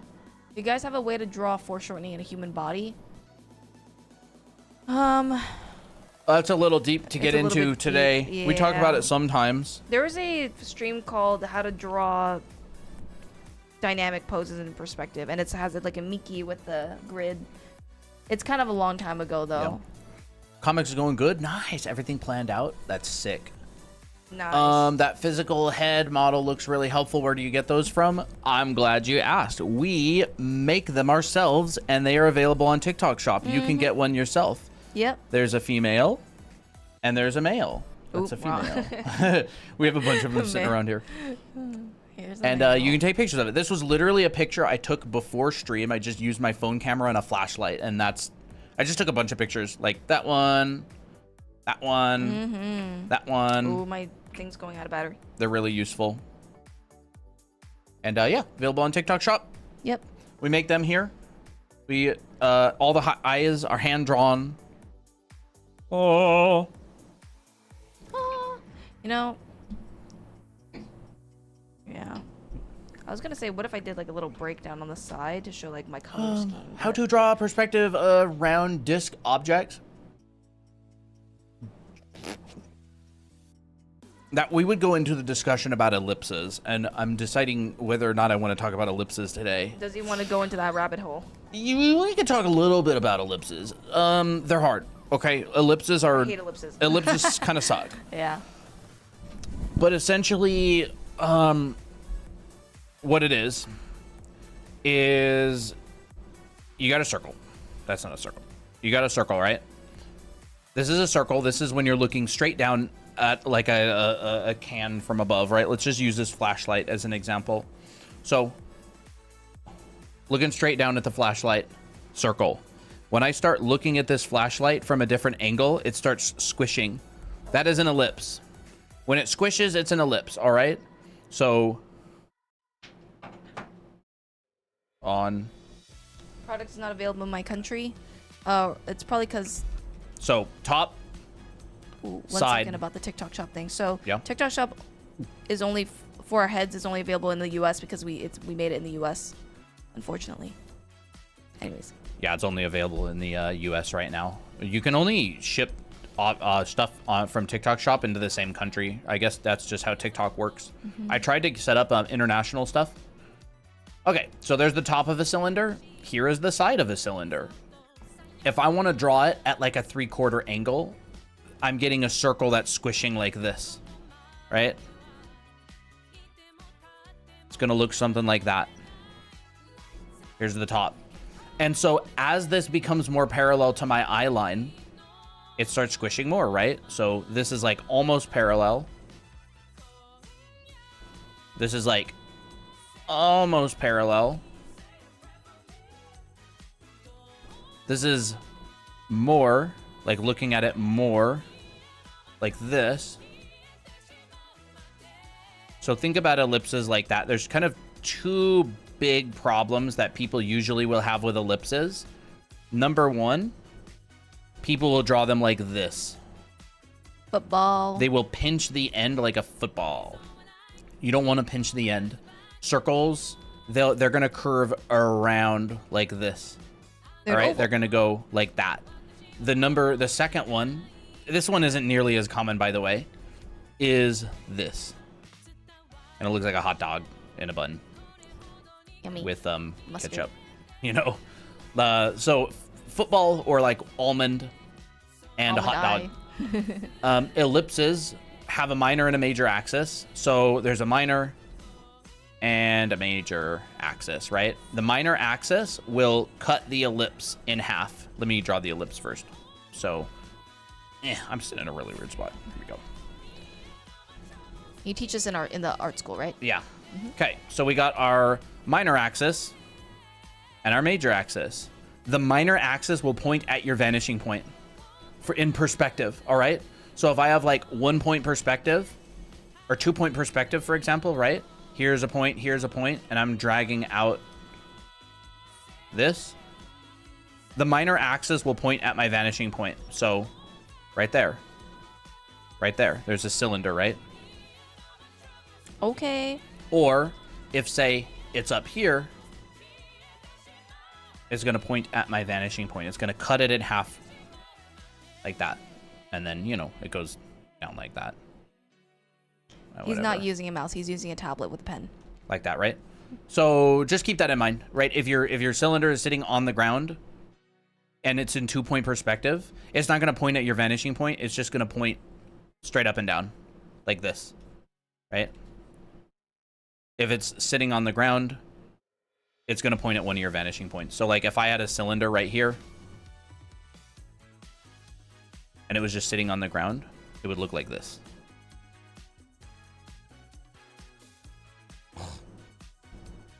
If I had one right here, it would look like this, you know, zoop, minor axis, zoop, pointing at my vanishing point. And so if you're having trouble with drawing a disc, it is literally, you know, it's an ellipse thing. It's hard. Like ellipses are really hard. I can't draw ellipses today for some reason, but pretend I can. Ellipses. You can. By the way, if you want to learn the fundamentals of art and stuff like this and how to draw faces and heads like this, you can check out our anime art school. It's currently 20% off with the code SPRING. We cover a lot of really good stuff so that you can draw your own characters from imagination and draw backgrounds. Yeah. Just like this. This is from my backgrounds class. These are finals. Yeah, if you really want to be able to draw from imagination, like if it's always been something that you've wanted to do, you can copy references, but you can't draw from imagination. You are missing foundation. Dimensional drawing, like perspective, design, how to rotate objects in your imagination, how to draw them, lay down perspective grids. This is our program that teaches you the fundamentals in order to draw from imagination, which involves a lot of drawing from observation in order to learn, but you're not approaching it in the same way. You're approaching it from the perspective of, I want to learn and understand this, not I'm going to try and copy this one-to-one. And right, that is useful. Like observational skills are useful, but if you want to eventually make your own webcomic or manga or anything like that, drawing from imagination is important. You know, you need to be able to use perspective and figure drawing and design and lighting and color theory because your environments don't exist. Yep. You need to make them up. These are all floating cat hairs in the air. Oh, floating cat hairs. Yeah, these are all from our anime art school, which we teach you how to break down the body. You know, a lot of clothing drawing demos. A lot of color theory as well, a lot of lighting demos, so you can check this out on our website. Yeah, it's 20% off. It's a year-long program. It's huge. It's like an entire trade school or like an entire college. It'll take you at least a year to get through all the way. There's 7 different classes broken into 3 terms. Yep. And it's very big. How much is this? So normally it's $497, but it is 20% off, so it is $397. And you have it forever. It's a lifetime. Go through it at your own pace. Yep. It is like an entire college. It's huge. Like it's not a little class. It's a bunch of classes, and they're big. Like I'm talking 10, 15, 20. Even one of the classes is like 36 hours of content over 14 weeks. So you're doing multiple still lifes, and you're learning about color theory, Head angles, head everything. structure. Just tons of stuff. Yeah. So like if you've always wanted to like go to college for art, but you don't you can't afford it, or it doesn't work with your time and your schedule and stuff, this is a good program for that. So you can take a screenshot of it right here. Yep. You can take a screenshot, and you can go check it out on that site. There's a bunch of images. There's like student before and afters. There's the curriculum. You can literally there's literally a drop down menu that you can see like what you're going to learn every single week in different classes. Yeah. It's very in depth. How often do you draw for fun? All the time. Everything I draw is fun. Yep. Visual library, Kim Jung-gi. Yeah, Kim Jung-gi is great. Bro, I'm so excited for Tomodachi Life. Yeah, can you show the card again? Yes, absolutely. Here it is. Here It's you all through go. the linky on our profile. Drawanime.com. That is the website. Don't Google that. Just put it directly in your browser, and it'll be the yellow button. It'll say Anime Art School or check out Anime Art School. And you hit the yellow button, it'll take you right to the page that talks all about it. What do you guys think is the most important skill for drawing? I think it's grouped into 3. There's The Trinity. the Holy Trinity of drawing. You want to write it down? What is that Holy Trinity anyways? It's like dimensional drawing, design, and observational skills. That's what I think like the Holy Trinity of drawing is. The ability to draw form in 3D, like form and space. The ability to make things appealing and arrange things in an aesthetic way. And then the ability to observe and understand, like that Kim Jung-gi thing with like a visual library. He was really, really, really, really good at all 3. He had a phenomenal ability to draw in 3D space. Yes. He knew what things looked like because he studied them very effectively. And he was able to arrange things in a really fun and interesting way, which would fall under Composition, design. yeah. Those, for me, for drawing, is like the Holy Trinity of drawing skills. Like, yeah, that's it for me. That's not everything, but that's like the most important things in my opinion.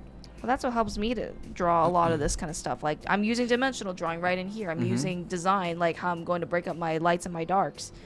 And she's designed the facial expression. Yeah, exactly. Like, she's able to design the 2-dimensional shapes in an appealing way while also making it work in 3D. The hair feels like it has volume. The face feels like it has volume. The shape of the mouth 2-dimensionally looks fun.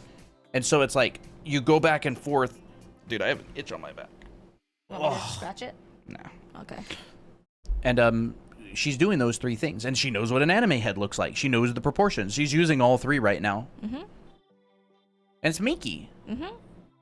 It's Mickey. Best girl. Applied to best girl. What do you think, Applejack?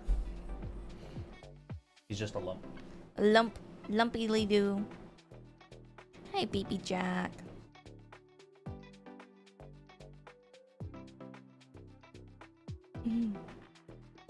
Oh, he's so sweet, little fatty, little chubby. So cute. There we go. And for me, like, I'm also thinking, you know, this is the part where style is like really interesting because I will be very influenced by specific things, and I will switch my style depending on what vibe do I want it. So like this, I'm inspired by like 80s anime, like or 80s manga, like what was that one anime? Akira, Ghost in the Shell. I mean, Ghost in the Shell was 95, I the think. cute one, the girl. You're Under Arrest? Yeah, that. Gunsmith Cats? Yeah, Gunsmith Cats. Yes, exactly. Gunsmith Cats. I'm kind of inspired by that. So I'm like, oh, how did they shade their hair? They shaded like this. How's the shape language of that hair? And you can like switch it at will. Yeah. For the most part. I love Gels Brush so much. Admittedly, I mainly draw furries. Furries are great. It's not cringe, like, bruh. I don't draw them, but I don't think there's anything cringe about furries. No. Like, I drew it's furries cool. when I was a kid. They're very technically challenging to draw. Like, Yeah. the shape language has to be really good. You're implying materials. There's proportion, animal anatomy. Yep. It's design. It's all, yeah, design. Like, it's legit. I find it very hard to draw furries because it's like it's a whole like other design language. Yeah. You know. How to go from hyperrealism to more simple. Any tips? Grouping. Like, grouping. If you want to go simpler, Like, you're already grouping. Even hyperrealism is not capturing all the detail of real life. Like, you have to make decisions to simplify. You can never make something that achieves the real detail of the real world. You have to group. You have to, at some point, at some scale, simplify. And you're just increasing the scale of that simplification. And you know why? It's because when your eyes are also like magnifiers. They're focus. They focus on things. So when you look at one thing, it's full detail and everything gets blurred. And then you look at another part of the image and it's like high detail. So like you have to compress because that's how we like to see things. Compression is super big. I wish Devin Corwin had his lectures online on like YouTube or something for free. Doesn't he have a YouTube channel? I'm not sure. I thought he did. I remember seeing it. Did he? Yeah, look it up. I have his paid lectures and we went through, but like it's all compression. Yeah. You only have so much value range. Like, you're already compressing, right? You can't get as bright as the sun. You can't get as dark as a cave on a canvas. You have to compress You can't all of the brightness from the center of the sun to the darkest black hole. You have to compress it into the value range of your medium. You're already compressing as an artist by default. No matter how realistically you want to draw, you have to compress. Your canvas is not as bright as the sun. You have to go, my limit is the white of my canvas. My limit is the black paint that I have. Yep. And so you're just kind of increasing that. Someone asked, where do they get the head? Oh, we sell them on our TikTok shop. We make these. They are our models. We make them here in our own house and we ship them out. Yep. And you can go get it on our TikTok shop. They're really awesome. We built them great. for ourselves. Yeah. And for you guys. Mainly for us. I'm kidding. Mainly for us.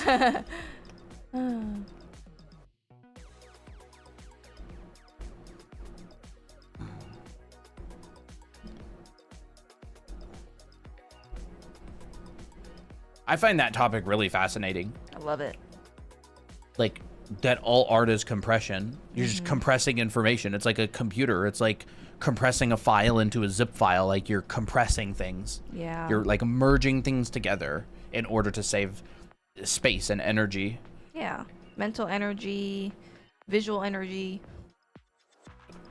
all that stuff. Yeah. Such a fun topic.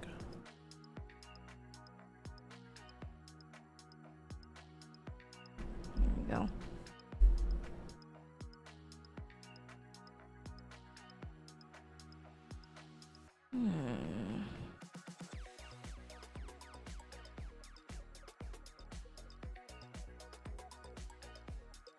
I remember when I first started digital art, I got lost with all the color options and had to limit myself heavily to get good results. Exactly.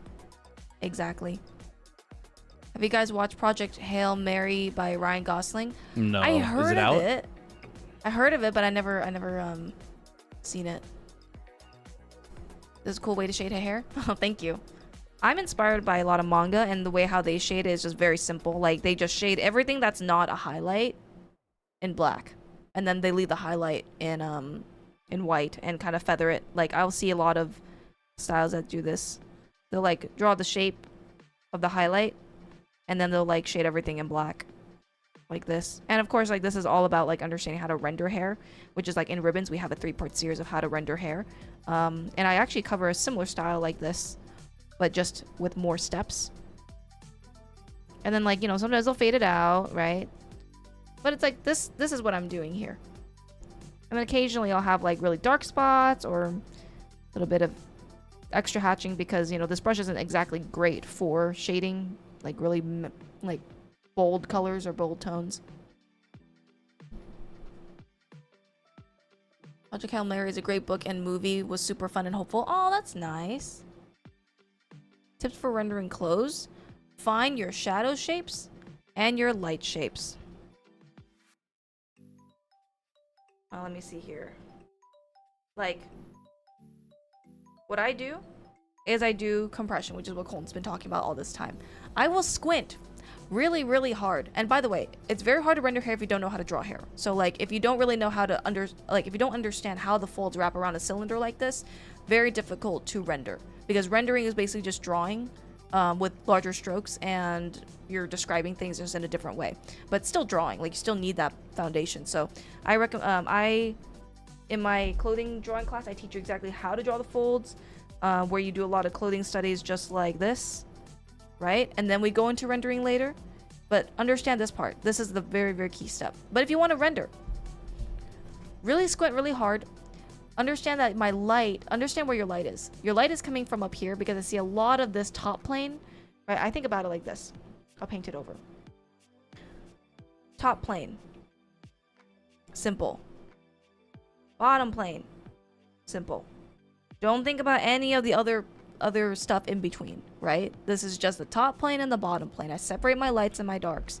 And then I go in and describe more of like what's the texture, what's the shadow shapes inside. Like then I will start thinking, okay. Yes, low poly thinking. Low poly thinking, exactly. Then I'm like, okay, here's a chest. I'm going to show a little fold here. And maybe a little bit of here. But I'm going to keep this very, very simple so that I don't get lost, right? We're always trying to make it digestible. We're not trying to show everything. We're just trying to show the main idea. And then you're like, okay, I got my lights and my darks.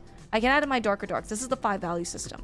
You got your base, you got your shadows, now you get your darker darks. And oh, like the darker darks go in here because this is where it's being all like pushed in. And you're finding the shapes within that too.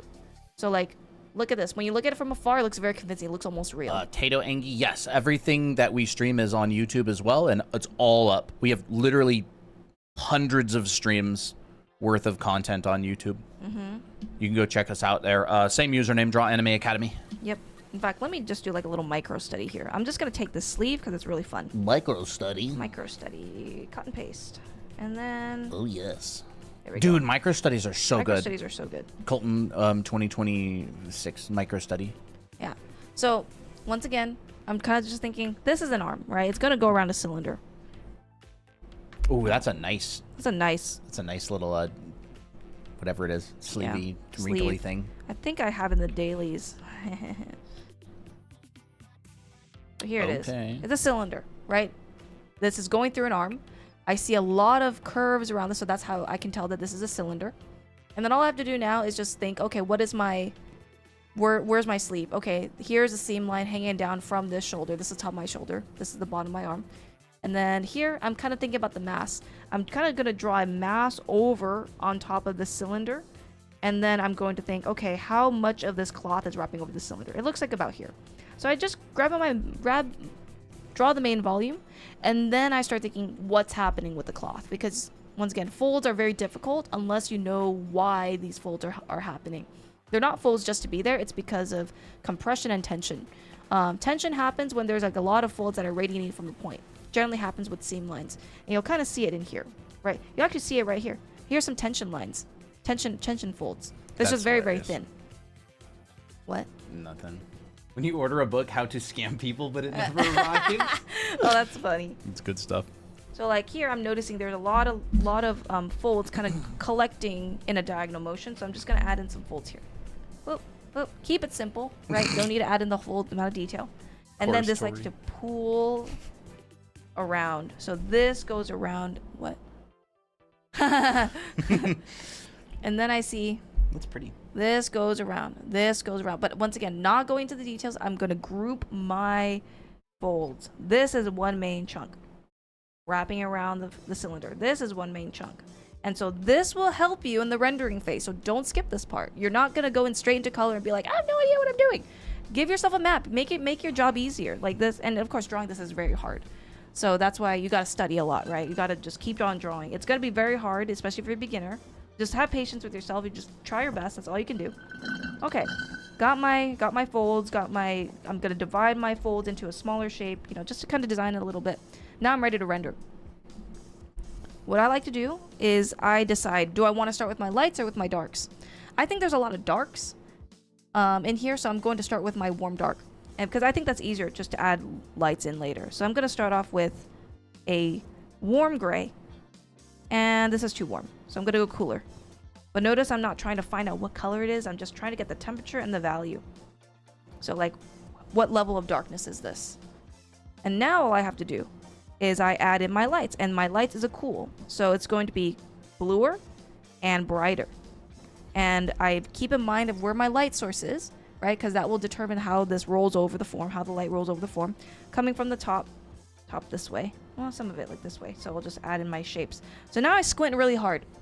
Squint really hard because that's where you'll find those specific shapes and how you're going to group it. I'm just going to draw in like really big masses. Don't try to go tiny at this point. Just go very simple. Here, okay, I see some light. This is a little bit too bright. I'm going to tone it down. There we go. That's better. And we're not going to go into all the details, right? Details is later. This is all the shapes that I see. So this is all going to be light. And I'm connecting my lights so that it feels nice and uniform. Has a nice bit of unity. I see light. I see some light here and here. Okay. Now I look back. This is starting to become something. Okay? All right. You can get this brush for free on our site here. This is Procreate, yes. Oh. Look what Tori sent me, dude. What? What is that? Ew, what is that? Oh, no! That is disgusting. Oh my gosh, I could have gone my whole life without seeing that. Yeah, I agree. All right. So my lights and my darks. Now I'm going to add in my darker darks. It does look like a face hugger. Yeah. Don't. How dare you show that to me? So now my darker darks. I see really, really dark darks happening in here and here, but I don't have this part here, so I'm going to add it here. Okay. Dark darks. Okay. Now you just have 3 values. Your lights, mediums, and your darks. And now you work within this structure and flush it out more. So now you're like, okay, now I can continue squinting. Never stop squinting. Because this is where you're going to keep this organized. And keep thinking low poly, meaning very low resolution. Right now you're like, okay, I see this shape connecting here, but it's going to fade off. And this shape right in here, it's going to fade off. Ooh, it's starting to look like cloth. Okay. You know, and I teach this in our anime art school. Yep. These are some examples of Christina's studies, by the way. Like just quick, like graphical studies. This is the sort of thing that she does for fun. Yep. Just outfit studies and stuff. Yeah. Like, they're honestly really fun to do, just like these little micro studies where you just think in really graphical terms and kind of set things up. Yep. And I'm keeping my lights and my lights and my darks and my darks. And I'm keeping it separate. So, like, okay. I'm noticing that there's some gradient in here. And now this is where I can start thinking smaller decisions. How am I going to transition these areas? How am I going to show more creases? Do I want to show more creases? Do I want to leave them out? You know, I like this area right here. I'm going to connect this light in here, this light in here. Boop, boop. Now it's looking like more and more like this reference. But I'm not trying to follow to a T. I'm just trying to simplify. So here, I'm noticing I like this kind of area right in here, but I'm going to keep it very minimal. Boop, boop. And I just mask the fold out with shapes. Notice that I'm not trying to draw the shapes. I'm not trying to draw the lines. I'm just trying to draw in the, like, here's this triangle. Here's this triangle. I don't want it to be too dark, so I cover it back in with the light. Keep it very subtle. And then you just do this over and over and detail it as much as you want, really.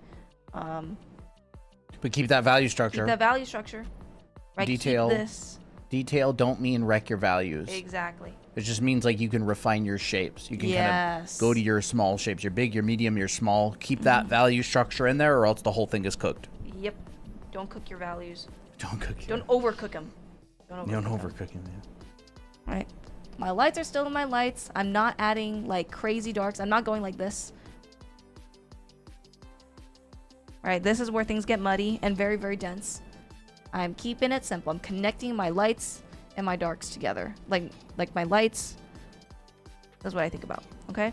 If I simplify this even more, this is what I think about. Here's my lights. This is this shape connected with this shape, connected with this shape and this shape. It's like an island. It's like a country.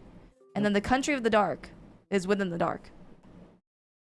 And then sometimes you'll have an island. Drawing bento. Drawing bento, yeah, exactly. You got your rice, you got your katsu. And sometimes you'll have a bit of katsu like on your rice, but it's all separated.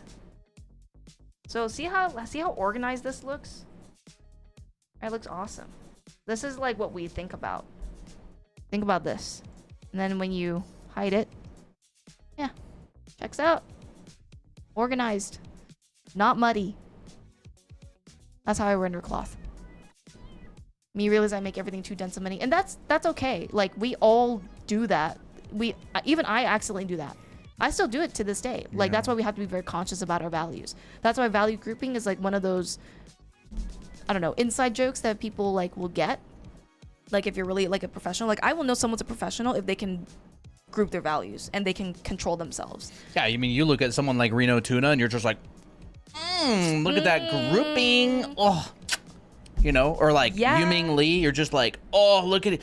You're like, oh my gosh, dude, he combined this with that. Like, that's so smart. And guess what? When you have your shapes really well, you can change it to any color. No. Oh my gosh. I'm going to change it to this purple. Oh my gosh. And then my value is correct. So like, I'm not making it as dark as my light, as my shadows. I'm just keeping it the same value. Oh, that looks so good. Okay, that looks so good. So good. And then, you know, changing color, yeah, no problem. Now it looks like she's got like a blue light that's like more purplish in here and the really nice warms. You know, you can change the color here to like a greenish. If you keep the shapes right and you keep the values right, looks good. Now, of course, things will need to change a little bit depending on like the color and stuff, but like everything's all the same. Change the color a little bit and it still works. I need replay. We are live on YouTube. You can go rewatch the whole entire stream. Yep. It is every stream we've done for like a really long time is up on YouTube. There's hundreds of videos. We stream all the time. We've literally streamed every day for like the last 2 weeks. Yep. When we took our oil painting class from a really good painter, like he constantly told us to squint. Yeah. You know, he's like, he would look at my painting. He'd be like, "Did you squint?" And I'm like, "No." he literally is just like, Squint. Everything he does is, you know, every painter who gets old at some point makes the joke that their eyesight is going bad is actually a good thing because they don't have to squint as much. Yeah. Everyone. Yeah. He walks around like this. He literally paints his entire painting from start to finish doing this, squinting as hard as he can. Yep. Do you teach? Yep. Do you teach fundamentals in your course? Absolutely. The entire school is a fundamentals school. That is, we are obsessed with fundamentals. Here's All a this clothing kind of class. stuff is what we are Fundamentals. focused on. This is exactly what I do in the class. 5 value system. 5 value system, how to paint in different textures from real life. And this all like feeds into your imaginative drawing. So like once you understand how cloth works, then you can start character designing and making this kind of I stuff. forgot about those What? Norman Rockwell books Kevin found. We have those, right? I'm gonna show them on stream sometimes. Oh my gosh. Like this is all clothing Bruh, rendering. my brother found 2 awesome Norman Rockwell books at a Goodwill and he gave them to me. Oh, they're so good. They have huge resolution pictures of Norman Rockwell's paintings. Your line decker comment reminded me of that. Oh, I see. What do you mean by 5 color value? So the 5 value system is basically like you're organizing the black and whiteness of something. So for instance, Oh, they're do so I good. have I'm gonna it in grab it. here? I Go forgot ahead. about them. So this is a 5 value system. Basically means you organize your values into your lights, your darks, and anything in between, and you keep it that way. It's a system. So this value structure, like here's my darkest darks, Here's my mediums, there's my average. Here's my lights, and it's very minimal. So when you value group like this, it keeps things organized just like this. This is what I'm using right here is the 5 value system, but maybe like a little bit more compressed. So this technically, I don't know where we put them. They're probably on your shelf. Here they are. Technically, this is more like 4 values, but like the concept is the same. You're using a limiter of your base, lights, shadows, and maybe occasionally a darker shadow or a highlight. So you got 2 extremes and stuff in the middle, and that's how you organize. How can I blend? Oh, just soft and hard edges. Where do you want it to be soft? Where do you want it to be hard? Blending is softening your edges. So like I would soften edges like stuff like here, for example. Like here's a soft edge, here's a hard edge, and then it goes into soft. Just what I've been looking for. Awesome. Awesome. Yeah, if you get the class, make sure you use the code SPRING at checkout. Get 20% off. Yep, and these are self-paced, so you can go at it at your own time. So if you have no time at all for classes, and you only have a little bit of time, you know, this is perfect for you. Oh, so good. Norman Rockwell, So 2 good. books. They're huge. Look at all these, dude. We don't have any IPIS paint tips because we don't work with that program. Oh my gosh, it's so good. His head's in the way. Oh, and then we'll zoom out.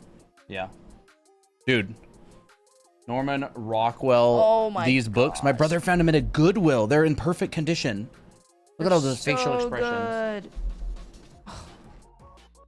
Value control. Look at that Dude, busyness with simplicity. Look at the busyness in here. It's so good. It's like he's inverted it, right? It's Yeah. like Busy, 70% busy, 30% simple. Very geometric. Like, you know, you got stability in here. You've got like dynamic shapes in here. So good. So good. Such a good illustrator. Oh my gosh. But anyways, my brother gave these to me. He wanted them. He's like, "Do you want these?" Heck yeah. Yes. Even he wished he had them. Yeah. They're so cool. Is it better to study anatomy or color theory first or something else? I don't know.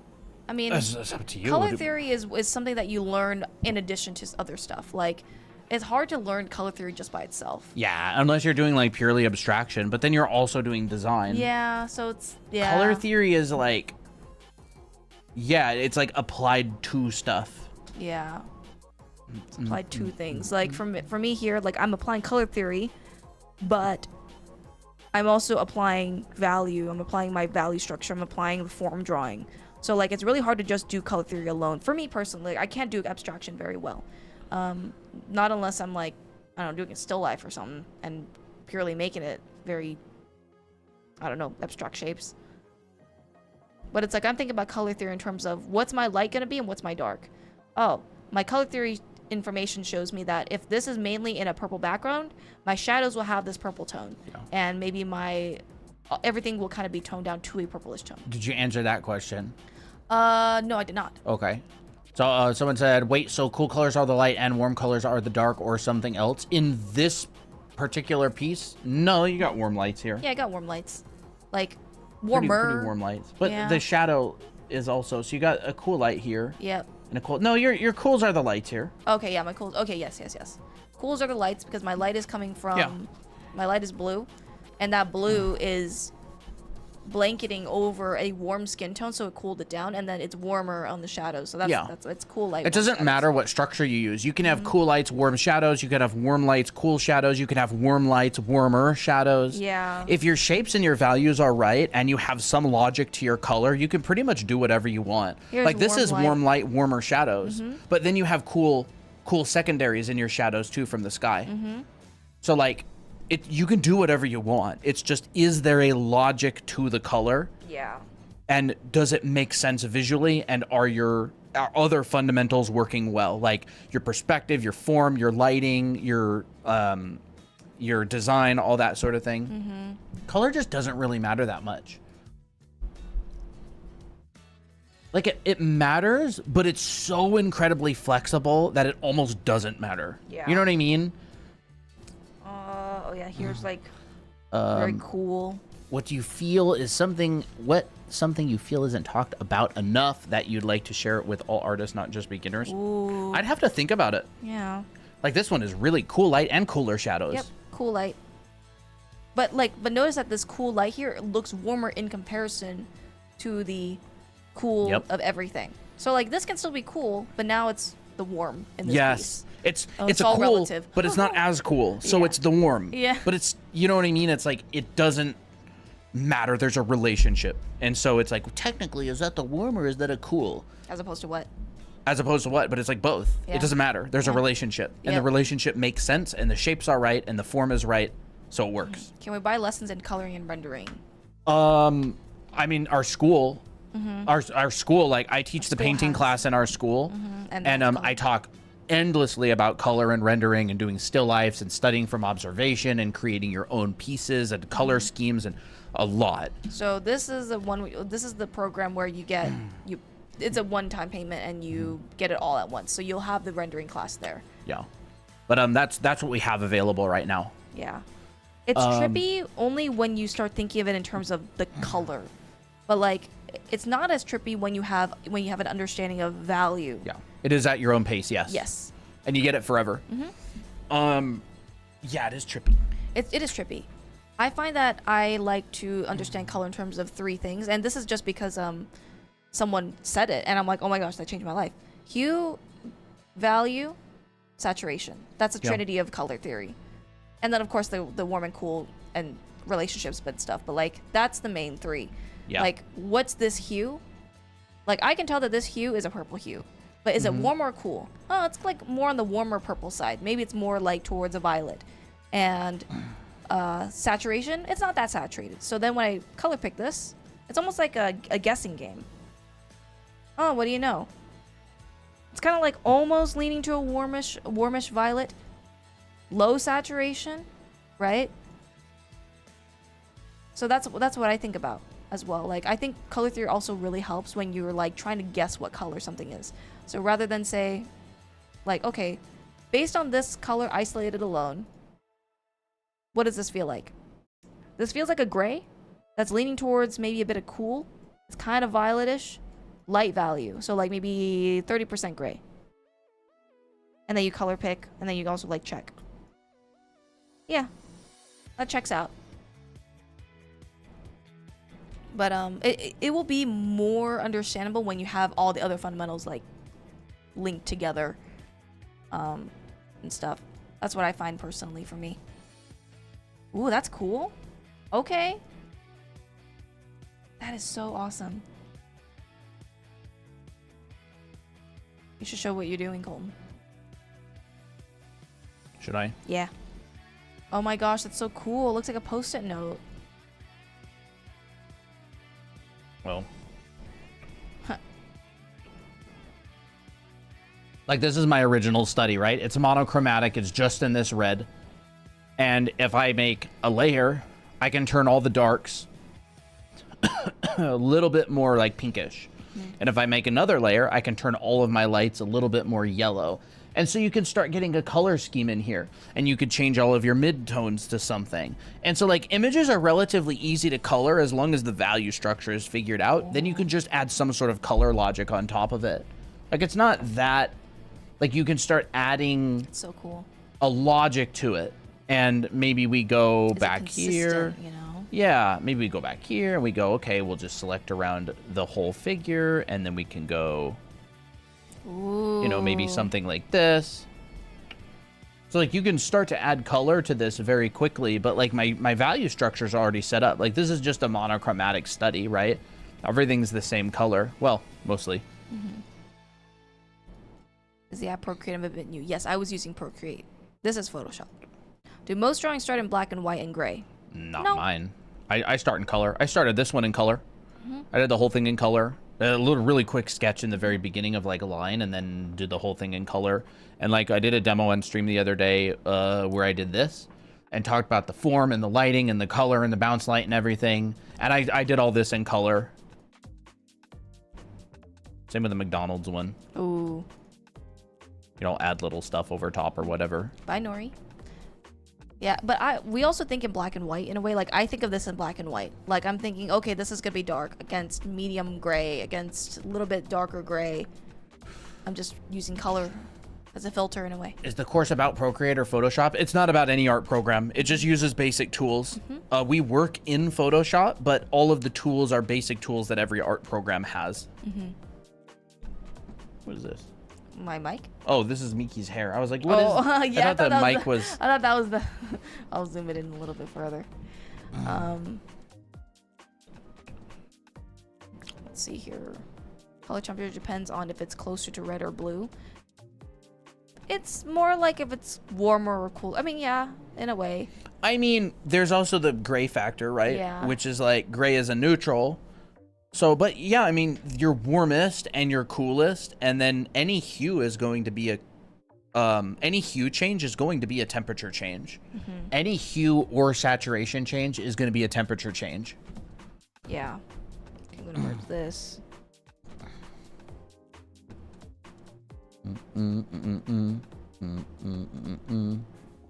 I'll just draw some purple hair. I don't know. I feel like I'm in the purple mood today.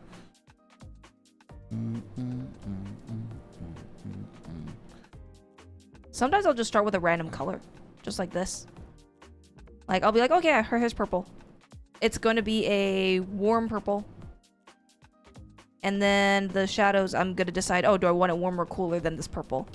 So, like, sometimes I'll just start with something random and then decide the relationship inside. So I'm like, okay, my base is this warm purple. Now I want to add my shadows. Do I want cooler purple or warmer purple? Maybe I'll go cooler purple, so I'm like more towards blue. I just go down and go down in value, so like it's gonna be a darker bluish purple, and I'll just add it in here. I feel like I can't understand shading and how to pick colors for shading. Any suggestions? I would really focus on the form and the light that causes those shapes. Like, you know, this kind of thing. This kind of thing, right? Yep. You have light interacting with the three-dimensional form that causes these shapes that you see. These shapes in here, those aren't like arbitrary shapes. Those are very specific shapes caused by light interacting with form. And when those are right, your colors don't really matter that much, as long as there's some kind of a logic, right? Like you could do warm light, cool shadow. You could do warm light, warmer shadow. You could do cool light, cool shadow. You could do, it doesn't really matter, right? There's like monochromatic, there's single color pieces. But if these shapes are right, the color almost doesn't matter. That's a quote, by the way, from Craig Mullins. Like I learned that from him in a class from his. He was just like, yeah, if the shapes are correct, the color and even the value doesn't even really matter that much, which is crazy, right? It is crazy. Just crazy. Like a crazy concept. Like what? Like the color and even the value don't really matter that much. And then the color you can play with, right? You can go, oh, I'm going to use a cool here. I'm going to use a warm there. How do you draw based on real life photo? This is a little mini study that I did of the desk next to me the other day, and my sketch looked like the heck. Where's my sketch, dude? Did I have my sketch? I don't think you did. Maybe you did. I don't know. I thought I kept it. I thought you did. Yeah. Hold up. It's on the very bottom layer. Maybe. Well, I guess I don't have my sketch, but I could just redraw the sketch and explain what I drew. My sketch literally just looked like a couple of rectangles. It was super mega simple. So I just set up the proportions and then just do like basic primitive form rendering. My sketch looked like this. I guess I merged it. Yeah, I think you did. I draw it super fast. I did this and that and this. And I set up my perspective. And that's what my sketch looked like. I just really simple block out of the scene. This is a cylinder, you know, that's a cylinder. This goes in and out like this. So I'm going to be rendering a lit and a shadowed side, you know, like lit, shadow, lit, shadow. This is going to be rendered like a cylinder. And I really look carefully at my value structure. And then I just, you know, start blobbing in paint. And I would really look specifically at the shapes and what's causing them. That's super important. It's super important. Like, you look at the shapes that you see and you try to figure out what is causing these shapes. What light interacting with form is causing these shapes. And that's just an air purifier that's sitting over there on the desk. I did this study while Christina was busy teaching something or doing something else. I don't remember. Yeah. I took a picture of it so you can see what I was looking at. This is a study from life. It's not a study from a photo, but life is much better. Looks like that. Oh, that's fun. And play with it a lot. Just do a lot of different variations of it. Like, I do micro studies all the time. I'll see an Asaro head on my desk and I'll be like, oh, that's cool. Yeah. I'll look over, oh, that's cool. You know, I'll look at the camera. Oh, I should do a study of the camera, dude. That'd be cool. That'd be cool.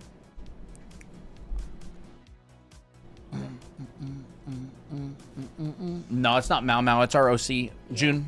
It's ROC June. June. We did a piece of June recently. Where is that?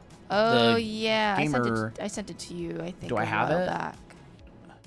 I sent it to you. Oh, I don't even know where your messages There are. it There they is. are. The June one. I gotta look up a bit, though. Yeah, Oh, wait, no, I it's- have it. I have it. Okay. I have it on the iPad. Okay. This same character we did a little while back. I probably have it pretty close by. Oh, there it is. So this is our character, June. Gamer girl. She's really competitive. Yeah. Ooh, but she's also, like, really quiet. She's quiet with the competitive side. Here it is. I got it. Yep. There we go. Yeah. June. And it's like a fake screenshot of a dating sim. So this is just like all painted, you know, and silly. And so that's a background that I painted in our class. And then Christina went in and added a character. So this is actually in our anime art school. This is one of the final projects for my painting class, where we literally make a finished anime, like not anime, like a dating sim type screenshot. And there's others as well, like this one. Oh, that one's great. This one's really fun. This one's not a dating sim. It's more like a horror game. Yeah, this one's horror game visual novel. This is another with one. a little bit of silliness, of course. Yeah, so I paint these backgrounds, and then Christina adds characters. So, you know, there's Miki, my OC. There's a ghost. Yep. And then there's also a painted version of her in the background there. Yep. I like that one. That. And yeah, we go through all the basics, and then we have these really detailed finals that we go through as well. It's fun. It's really enjoyable. Yeah. Simplification is key. I keep over detailing, getting way too caught up / overwhelmed. That's why you squint. I would say like simplification, yes, but like really try to think, where do I want somebody to look in this scene, and then try to make everything else support that. If you're drawing a character, like where do you want people to look? Like Christina obviously wanted people to look at the face there. Yeah. Because it has a lot of contrast and a lot of like fun stuff. This whole entire chunk of June's head right here, all of this does not have a lot of value contrast. Yeah. This right here, lot of value contrast. Lot of value contrast. So you can go boop, boop, boop, like triangular read between these places. It's like value contrast, color contrast, shape contrast. You use those things in order to guide people where you want them to look. So if you feel like a piece is too busy, is too noisy, has too much going on, try to like reduce contrast of those different things, right? Not all contrast is value. It could be color, it could be shape, it could be subject matter, it could be like circles and squares. It could be like a bunch of vertical trees, and then there's like a triangle or a circle in the middle. Like that's going to be contrast of shape. Try to reduce those contrasts and direct people's attention somewhere if you feel like you're getting too busy. So the classes are $497. They actually have a 20% off. Yeah, it's 20% off right now with spring. Yeah, but there are no free trials. Yeah, but there is a money back, if 2-week money back. Let's see here. All right. This is the free trial. Yeah. If you like the way that we teach exactly the same, except much more in-depth and longer and everything. Yep. It's like we go live all the time, teach exactly how we teach in the school. This is the free trial. Like if you like the way that we teach, if you enjoy the content, if you like the learning about the theory and all this kind of stuff, it's exactly the same. Yep. It's just very in-depth and structured, and you get specific homework and everything. You guys think it's important to master/study realism before trying anime styles? No. No. Not at all. You can do both. You can do both, yeah. I do both. But like again, there is no like I think it's more of like a fundamentals thing, right? Like there is no anime perspective. There is no anime anatomy. There is no anime color theory. There's just perspective, anatomy, color theory, lighting. Anime is just kind of, you're pushing it, you're stylizing it a little bit, you're simplifying. Yeah. But you wouldn't, there's no like class on anime anatomy. It's just, you mean anatomy? You know what I mean? It's like there is no class on like anime lighting. There's just lighting, like light travels in a straight line, it hits an object, there's a lit side, there's a shadowed side, there's a core, there's bounce light. And then anime is taking those real fundamentals and just simplifying them a little bit. Yeah, just deciding, oh, I don't want to make my shadows so harsh. I don't want to show any gradients or whatever. Yeah. And so we don't teach, like, we show you how to stylize it. We show you how to think about, if you want to, like Christina has a whole class in the art school called Anime Heads, Faces, and Expressions, where she teaches like anime eyes and noses and like stylizing the features and everything. But the anatomy class, it's a real anatomy class. Like a bicep is a bicep, you know, a deltoid is a deltoid. Yep. A pectoralis is a pectoralis. Like look at Goku, right? He's got all the muscles there. Yep. Exactly. And so like I would say it's totally fine to do like anime style. Just remember that foundation is foundation. And so like, are you trying to avoid that foundation, or are you, you know, facing it? That's cute. Facing head on. Thank you. I call it the purple style. I'm kidding. The purple style, the Christina purple style 2026. Please don't copy, please don't repost, please don't screenshot, please watermarks. Yeah. But like, you know, this is how you can find styles. Like, you just test stuff. You're like, but you understand the foundation. Like, this could definitely be a style that some artist does. And they're like, but how do they find it? Like, sometimes you find it through experimentation. Like, style for sure exists. Stylization exists. Like, I'm not denying that at all. I'm just saying that, like, the fundamentals, the underlying fundamentals are the same. Yeah, exactly. And that's why, you know, that's why people can jump between projects. That's why Christina can do this. And this. And she can do that. And, you know, she can do this with Miki. And she can kind of have like a semi-realism type thing. And let's go back to here. Yeah, it's probably easier to find it there. You know, and she can do stuff like this, which is like more realism, like painterly realism. She's really, really pushed value grouping heavily. Like this kind of stuff, which is like much more along the lines of realism. Like I can tell that Christina focused a lot on value grouping here in compression. It was hard. So like compressing these shadows into the hair, into the background. And this is realism, but it's painterly. It's also stylized. It's stylized in the way of she's really compressed. Yeah. You know? And then she can do whatever. This. Yep. Which is like it's kind of anime. Inspired, but it's kind of like more 90s-ish inspired. Almost like Western/anime blend. Yep. And so it's like they're all the same fundamentals, right? How long do those take? I don't know. Hours? And this. She sculpted this in ZBrush. Yeah. Like this was a sculpt she did in ZBrush, and she does very little sculpting experience. It's because she's already thinking in 3D. She sculpted like, I don't know, how long were you sculpting? Like a month or less? Yeah, about a month. But I did a lot of horrible other sculptures before this, so. Yeah, like you practiced. You did a lot for like a month. Yeah, and this was not her first head. This is not my first head, but yeah, it took a long time. Yeah. On and off practice, but also like just trying to get it right. And I watched a lot of what is it, Speed Cares videos, and I studied them like crazy. Like, and a lot of it is to learn the technicalities of how to get there. Yeah, exactly. It's like it's in your brain, but you have to learn the 3D software in order to be able to get what's in your brain out, and that's like the medium. Yeah. Which is hard, right? Like again, like medium exists, style exists, all this stuff exists for sure.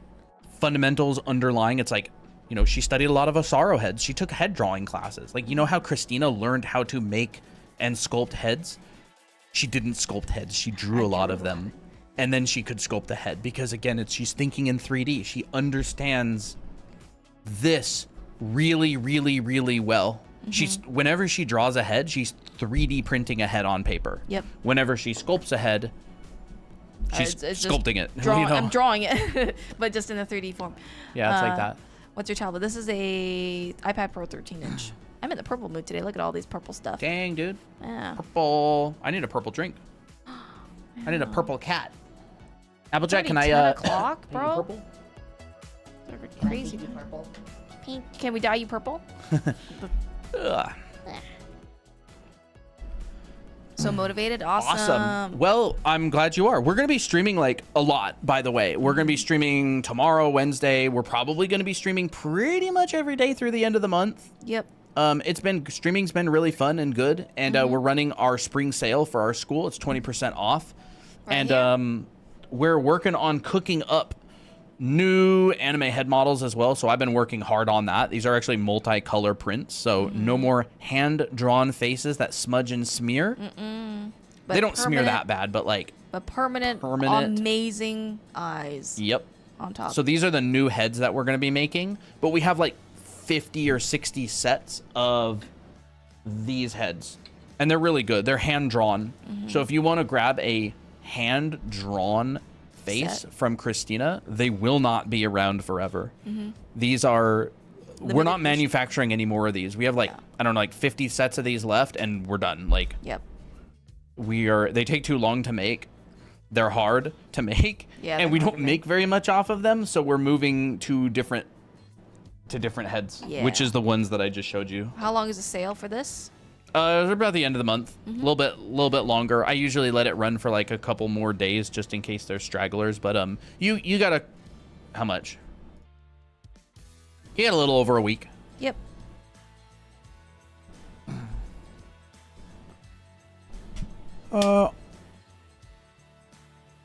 Whoops. I don't have money, so I'll spam likes. It's all Thank good. you. We Thank just you for appreciate you likes. here. Yeah. These are insane. Thank you. How long does it take to draw color? Yeah, and by the way, this piece that we showed earlier. Don't save. Don't save. Don't save. We painted in this entire thing live on stream. We did it like over the last couple of weeks. The whole thing here we did on stream. We spent a good week or so making it, and we're pretty much done with it at this point. Christina Yeah. drew Abby on stream. You still need to put in Miko. This was Abby, and then Christina did an Abby glow up. That's not it. That's Miko with French fries. Abby glow up. I still need to give you the Miko glow up. Yes, she did a Miko glow up, but this is not it. She needs to send that to me still. Yeah. And so we do full paintings and demos on stream. We've been doing more like try-hard pieces where we actually finish them because it's fun. And this is the second one that we're working on. This is just a different angle. It's like a series of shots, and this is about the stage of it. It's pretty rough still. So we're going to be working on that. And like I painted these on stream. Those and take a few hours. These take a couple of hours. 2 versions of it. My portrait studies that I did on ArtStation took them, definitely like probably a few days, but mixed up in different hours, Well, how many hours do you I don't think? know how many hours. Maybe like less than 10? Yeah, I think less than 10 hours. Less than 5? Maybe like 7. 6 or 7. What drawing program do you guys recommend? Whatever works good. Yeah, whatever works good. Like if it's a Krita and it's cheap, then do it. What do you think about us bringing on some artists for interviews and stuff? We actually have a whole bunch of artists. We got Rodgon, who's going to be coming on. We still need to set up a time to get on with him. Yeah. We got a bunch of different artists, professional artists who have agreed to come on that we've been needing to schedule. What do you guys think about doing like professional artist interviews? Talking to people, teaching, yapping? Yapping. Art talk. Art talk. That would be fun. Ooh. Maybe like art talk. Art talk. TOK. Wait. Oh, never mind. That would be fun. I already got a mosquito bite. Oh no, let me kiss it. Thank you. It already feels better. Well, you ready to wrap up? It's Yep, been I am. 3.5 hours. And it's already 10. That sounds really fun. Yeah. I'm ready to go on a walk, dude. Ooh. Great ideas. Awesome. Well, we'll be live tomorrow. It was fun. It was a good stream. Yep. Don't forget, take a screenshot of this. Check it out. Toby. Tarby. Don't go. Don't go. That's how I imagine. Go. Ew, I got like a big long hair right in my elbow pit. Ow. Wait, let's show Applejack. He's just a lump right now, like a Yeah. gray Lump. ash pile. Yeah. Meow meow song? Yes. All right, everybody.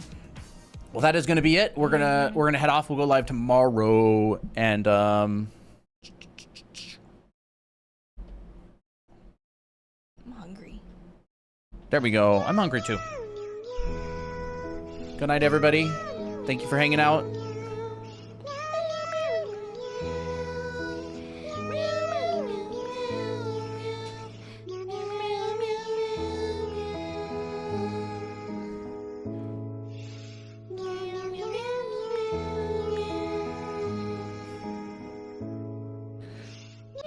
Good night, everybody.